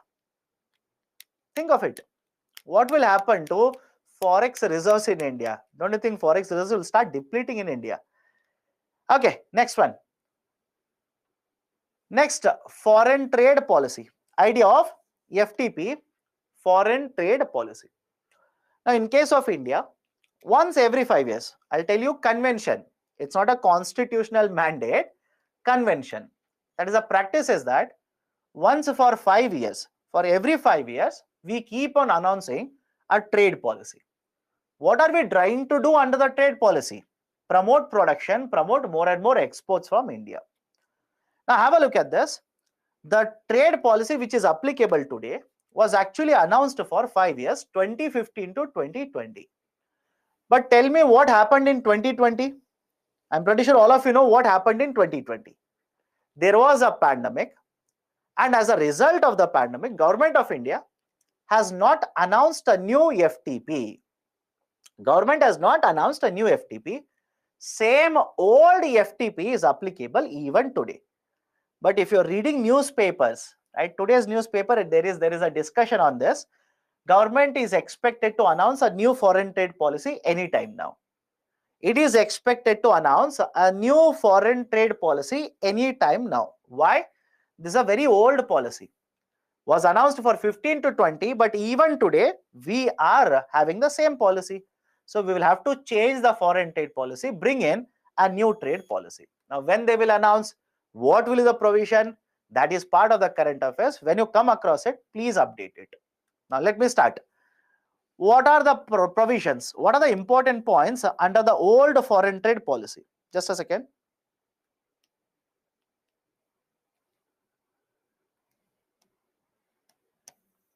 Okay. What are the provisions? Am I audible? Am I audible? Two of you are saying I'm not audible. Please click on the button. There is a button called as fix audio. Please click on it. Okay, let me continue. What are the important provisions of the existing foreign trade policy? First one, in order to promote more and more goods and services, under the foreign trade policy, we had two schemes. One, to promote merchandise, that is a goods export, we had a scheme by the name of MEIS, Merchandise Exports from India scheme. And in order to promote services, we had one more scheme, Service Exports from India scheme. Now don't read the details of it. Why? Very soon it is going to be restructured. It is going to be withdrawn. And if you have read the newspaper, yesterday's newspaper, I believe in Business Standard, there was an article on this. What was the article? The minister basically has given an indication that in the upcoming, let's say the foreign trade policy, there might not be any incentive scheme to promote services. I hope you understand. In the upcoming, right, foreign trade policy, there may not be any scheme to promote services. Why? Do you remember what is the export of services from India? Do we have a trade surplus in case of services? Can I say India is a country where a lot of GDP contribution comes from services? It is competitive in terms of exports of services. So now the argument of Government of India is, why should I provide incentive to you? I hope you understand. Why should I provide incentive? You're already very competitive. So again, whether they are going to do it or not, you don't know. I also don't know. Only those who are involved in the policy making, they know that. We will have to wait. That's the reason I'm saying just focus on the basics here, more than sufficient. Point number one, to promote exports of merchandise, we had a scheme, Merchandise Exports from India scheme. And I'm saying we had a scheme. Why? Even this MEIS scheme has been suspended. SEI is also suspended. MEIS is also suspended. Why, you will understand in some time. But now the question arises, sir, how are we going to promote exports of goods or services under the scheme? Come to the point number 3. There is a concept called as duty credit scrip. There's a concept called as duty credit scrip. Scrip is nothing but a certificate. Right? A scrip term represents nothing but a certificate. Sir, what is the meaning of a duty credit scrip? Follow the explanation here. Imagine, right? Imagine this. You are exporting certain good. And I as a government, I want to promote export of that good. So what I will do, in order to promote that export, I will simply say, you export $100 worth of the good. I will give you 5% of it in the form of duty credit scrip. Understand my point? You export $100 worth of goods or services, 5% of it, I will give it in the form of a duty credit scrip. Meaning what? I will issue a certificate to you whose value is equal to $5. Now, many of you will ask me, sir, what is the use of that for me? Right? What is the use of that? The use is that, imagine you will import something. Imagine you will import something and you will have to pay taxes to government. Let's say the taxes that you're supposed to pay is $5. So rather than paying $5 from your pocket, can you use this certificate to pay for the imports? Any problem in understanding this? Right? You have exported $100 worth of goods and I have given you $5 worth of a certificate. In fact, all these were digital certificates. So I've given you $5 worth of certificate like this.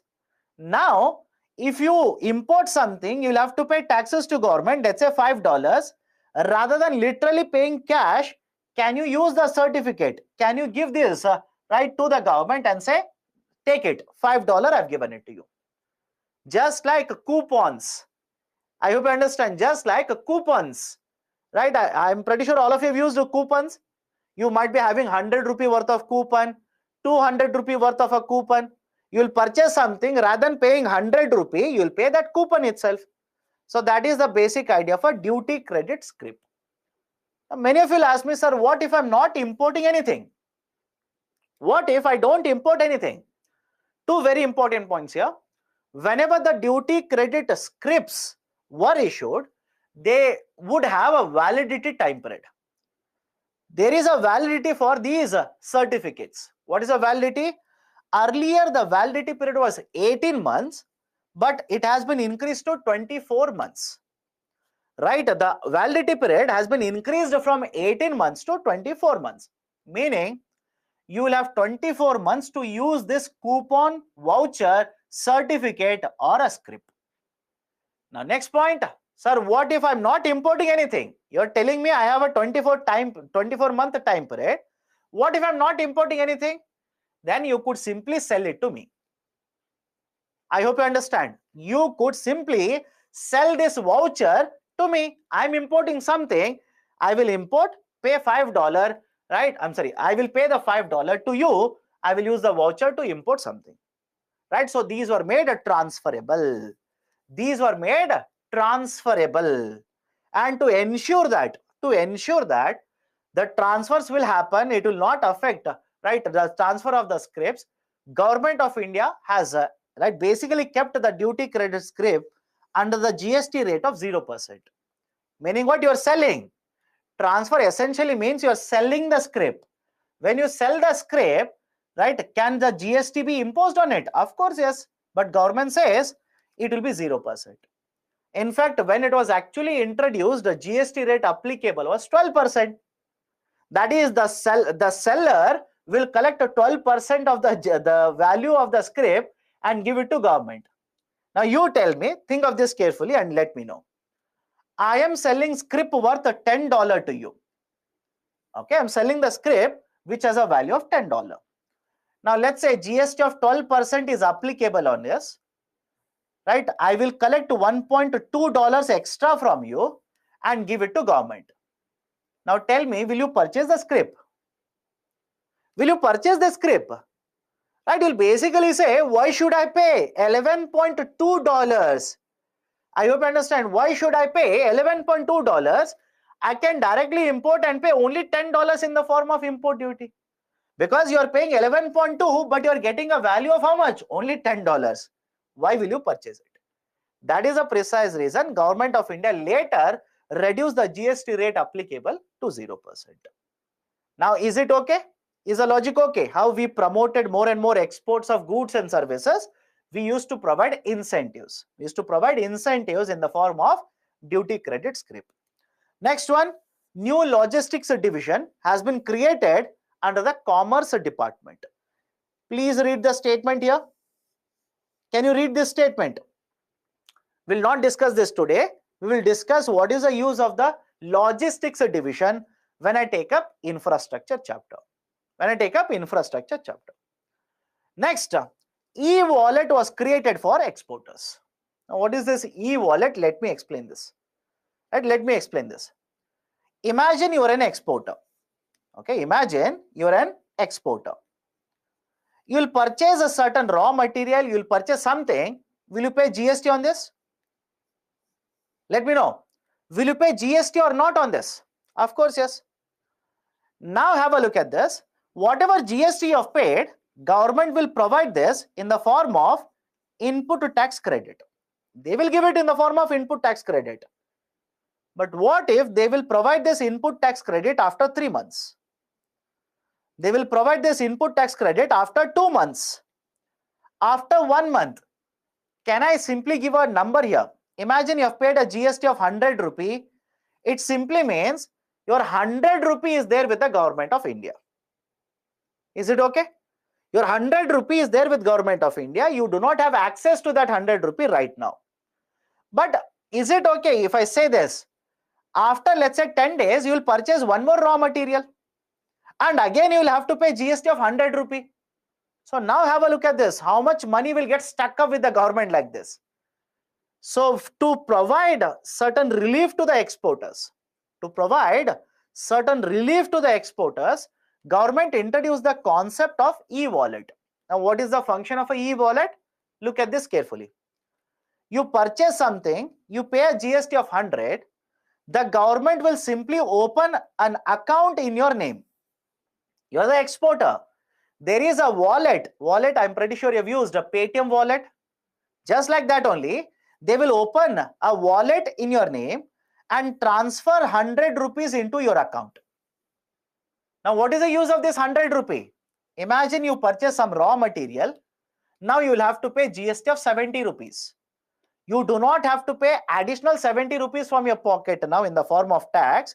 You can use the money from the wallet to pay taxes on the inputs. Right? This is how e-wallet will provide relief to the exporters. Otherwise, what will happen? Lot of working capital will get stuck up with the government of India. And finally, interest equalization scheme, IES. Interest equalization scheme. What is this interest equalization scheme? Right, let me cover it. The idea of an interest equalization scheme, we'll take it up tomorrow. Don't worry. WTO, don't say, sir, you're skipping. I'll cover it. Don't worry. The idea of an interest equalization scheme is this. Right, have a look at this. Let's start. Right, the interest equalization scheme was introduced as a part of Foreign Trade Policy 2015 and 2020. What would happen under the interest equalization scheme? Let's start. Imagine this example. Imagine you're the exporter. Okay, imagine you're an exporter. Right, you are manufacturing this pen or this marker. You are in India. And because you want to manufacture this, you will take a loan from a bank. And let's say the loan rate of interest is 9%. Okay, the rate of interest applicable on the loan is 9%. Now there is a competitor for you. Your competitor is there in another country. Country 2. You have a competitor. He is also manufacturing this marker. He will also take a loan or she will also take a loan. But the rate of interest applicable on the loan is 5%. Rate of interest applicable on the loan taken by your competitor in a different country is 5%. Now, is it okay if I say, don't worry about other factors, focus only on this. Is it okay if I say, you are at a disadvantage compared to your competitor? Let me know. I'll repeat it again. Right, based on this, is it okay if I say, you are at a disadvantage compared to your competitor? Why? You are taking a loan, you are paying a higher rate of interest compared to your competitor. And the rate of interest that you pay will have an influence over what is the cost of the marker. Don't you think this will put you at a disadvantage compared to your competitor? That is the reason Government of India has launched through RBI, has launched a scheme, Interest Equalization Scheme, IES, and it is there in the FTP. It has been extended. Remember this. It has been extended now interest equalization scheme will be extended till financial year 24. Right now, what is the advantage of interest equalization scheme? Government will ensure that exporters will get interest subsidy. Exporters will get interest subsidy. What do you mean by this? Right, have a look at this picture. The government says to the bank, do not collect 9% rate of interest, simply collect, let's say, right, 5% rate of interest. Do not collect 9% rate of interest, simply collect 5% rate of interest. Now the bank will simply say, sir, if I collect only 5%, what will happen to remaining 4%? What will happen to remaining 4%? I should collect that also. Government says, I will give the 4%. I will simply give the 4% rate of interest to you. Now, can I simply say with this scheme, exporters are able to get the loans at lower rate of interest. Any problem with this? Let me know. With this scheme, the exporters are able to get the loans at lower rate of interest. And if you're going to get a loan at a lower rate of interest, will it help you in controlling cost of the product? And if the cost of the product is controlled, will the export competitiveness increase? That is the whole objective of interest equalization scheme. Right? The whole idea of interest equalization scheme. Now let me go to the next point. How many of you think this scheme should be provided to all the exporters in India? Let me know. Apply basic knowledge, you will understand. How many of you think such a scheme should be provided to all the exporters in India? Do you think it makes sense? Do you think it makes sense to provide this scheme to everybody, every exporter? Of course, no. You should not do that. You should not do that. Why? There are large number of exporters who are profit making, who are very large companies. Why should you provide benefit to them? Right? That's the reason we will cover only certain types of exporters. For example, we will cover MSME sector. What is MSME? Micro, small and medium. Micro, small and medium. We will cover MSME sector exporters. We will also cover certain exporters who are manufacturing certain identified products. Will not provide it to everybody. It doesn't make any sense also. It is not fair also. So what we will do? MSMEs who are exporting, we will cover it. And those which are manufacturing certain identified goods, we will cover them. Then that is the basic idea of interest equalization scheme, IES. Done. And here itself, right, let me show you one more scheme here. Please focus on the scheme here. One more very important scheme is PLI. Again, the objective is same here, promotion of investment. Right, let's go one by one. What is the objective of production linked incentive scheme? We want to promote investment. We want to promote employment. We want to promote production in the domestic market. We want to reduce our import dependence. We want to promote exports. Any problem with all the five? Let me know right now. One, right, we want to promote investment, promote employment. We want to, right, reduce our import dependence. We want to export more and more. These are basically the concepts, or these are some of the objectives under production linked incentives. Production linked incentive, PLI, very often cited in the newspaper. One of the very important schemes that Government of India focuses now to promote exports from India, to reduce import dependency, to promote investment, manufacturing, etc. Under the scheme, look at this. Under the scheme, right, there is a cash incentive provision. Important. Remember this. Under PLI, cash incentives are given. Sir, what do you mean by cash incentives? Do you remember the concept of a scrip earlier? Do you remember the concept of scrip? That is basically you have exported, let's say $100, and you will get a scrip worth, let's say $5.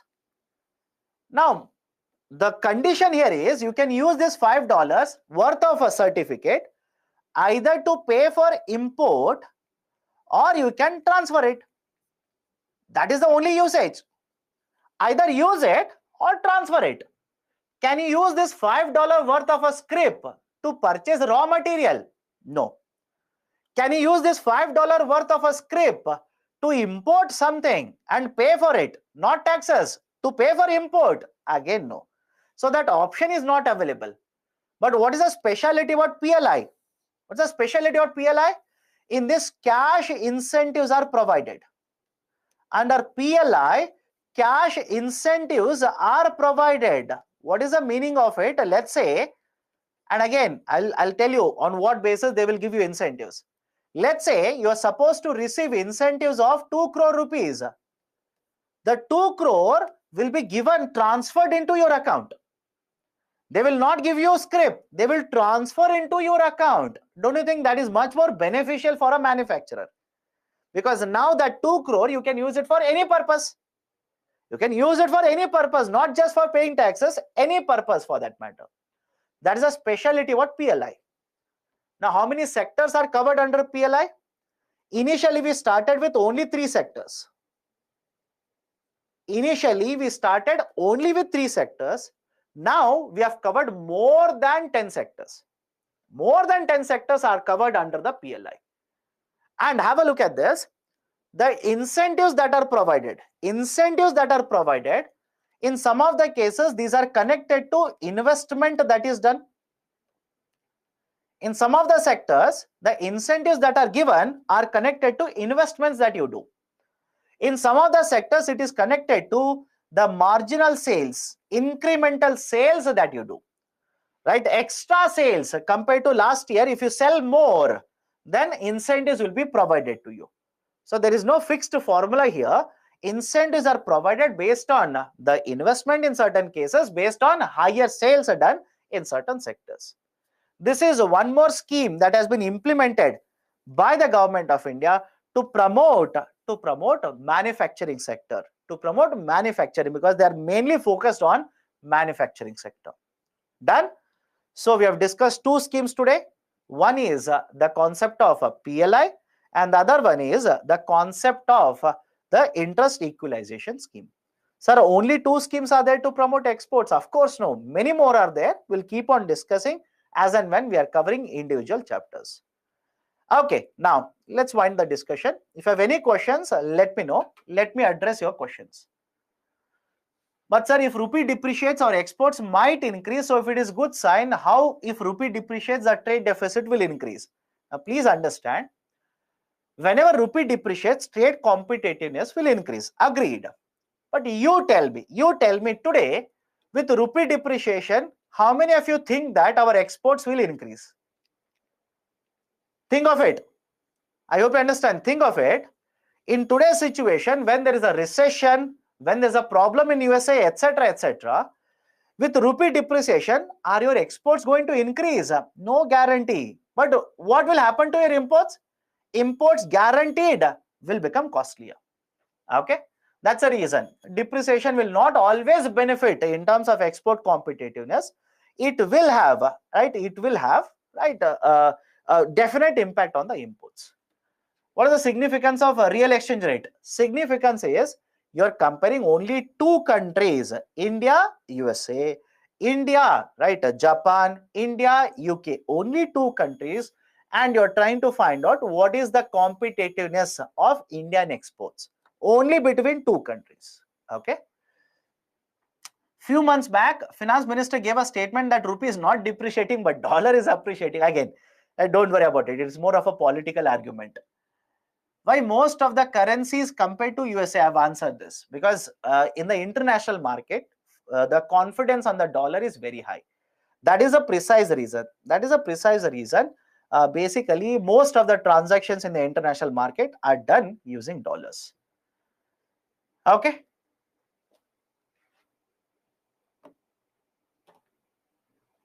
But sir, if bond market will crash in India, then won't yield rate increases due to low prices? Then why will government of India find it difficult to have investors? I did not say that government will find it difficult to find investors. What will happen to fiscal deficit of government of India? You tell me. Let me know. What will happen? What will happen to the competitive? What will happen to the debt of the government of India? You tell me. I hope I understand this, right? So that is the concern. That is the concern. Okay. Please take my question. Is a need to pay extra money in case of convertibility? What do you mean by need to pay extra money? I do not understand. What do you need what do you mean when you say you need to pay extra money? Right? No, basically in case of a capital account, conditions are there. Until this amount, you're allowed to invest. Until this amount, you're allowed to convert, etc., etc., like this. Okay. Is partial account convertibility act as a protection against George Soros? Yes, right. Again, there's a much bigger concept. Yes. NPS and OPS system. Why? Right? Are there not videos in the Byju's Exam Prep IS YouTube channel? Have a look at it. Right? You expect everything to be discussed in the classroom. How is that possible, my dear? You should also do your some work from your side. Okay, I forgot to discuss one concept, purchasing power parity. And two of you are saying, sir, you've skipped the slide. I'll cover it. Don't worry. I'll cover it. I'll cover it. Right? I've skipped it. I'll cover it. Basically, after the breakup, somehow I skipped it. Don't worry. I'll cover it. That slide I've not covered. I'll explain it again. Interest equalization scheme again. Interest equalization scheme is a system wherein to provide certain relief to the exporters, part of the interest on the loans taken by the exporter will be paid by the government, so that the rate of interest burden on the exporter will be low. Okay. Sir, if we convert a rupee to dollar, then you need to pay extra charge. Of course, yes. I told you this yesterday. The one who is going to provide the services, of course, they want to earn some amount. They will impose certain charges. Okay.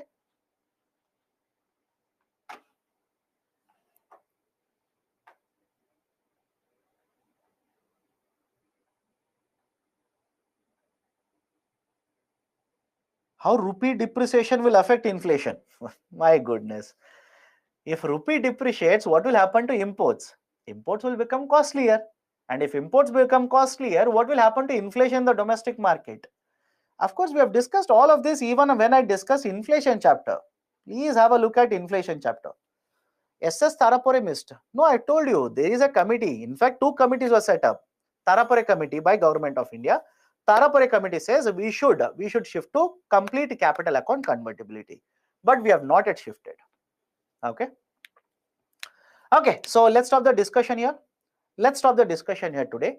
Tomorrow we'll continue with, I'll start with the PPP purchasing power parity. And even if I don't start with that, please remind me that slide on PPP has missed. I'll cover it. Don't worry. We'll start with PPP, then we'll start with WTO. And a lot of current affairs, we'll have a discussion regarding that tomorrow's class. Done? So that's it from my side for today. Take care. See you tomorrow again at 6 a.m. Right, have a great day.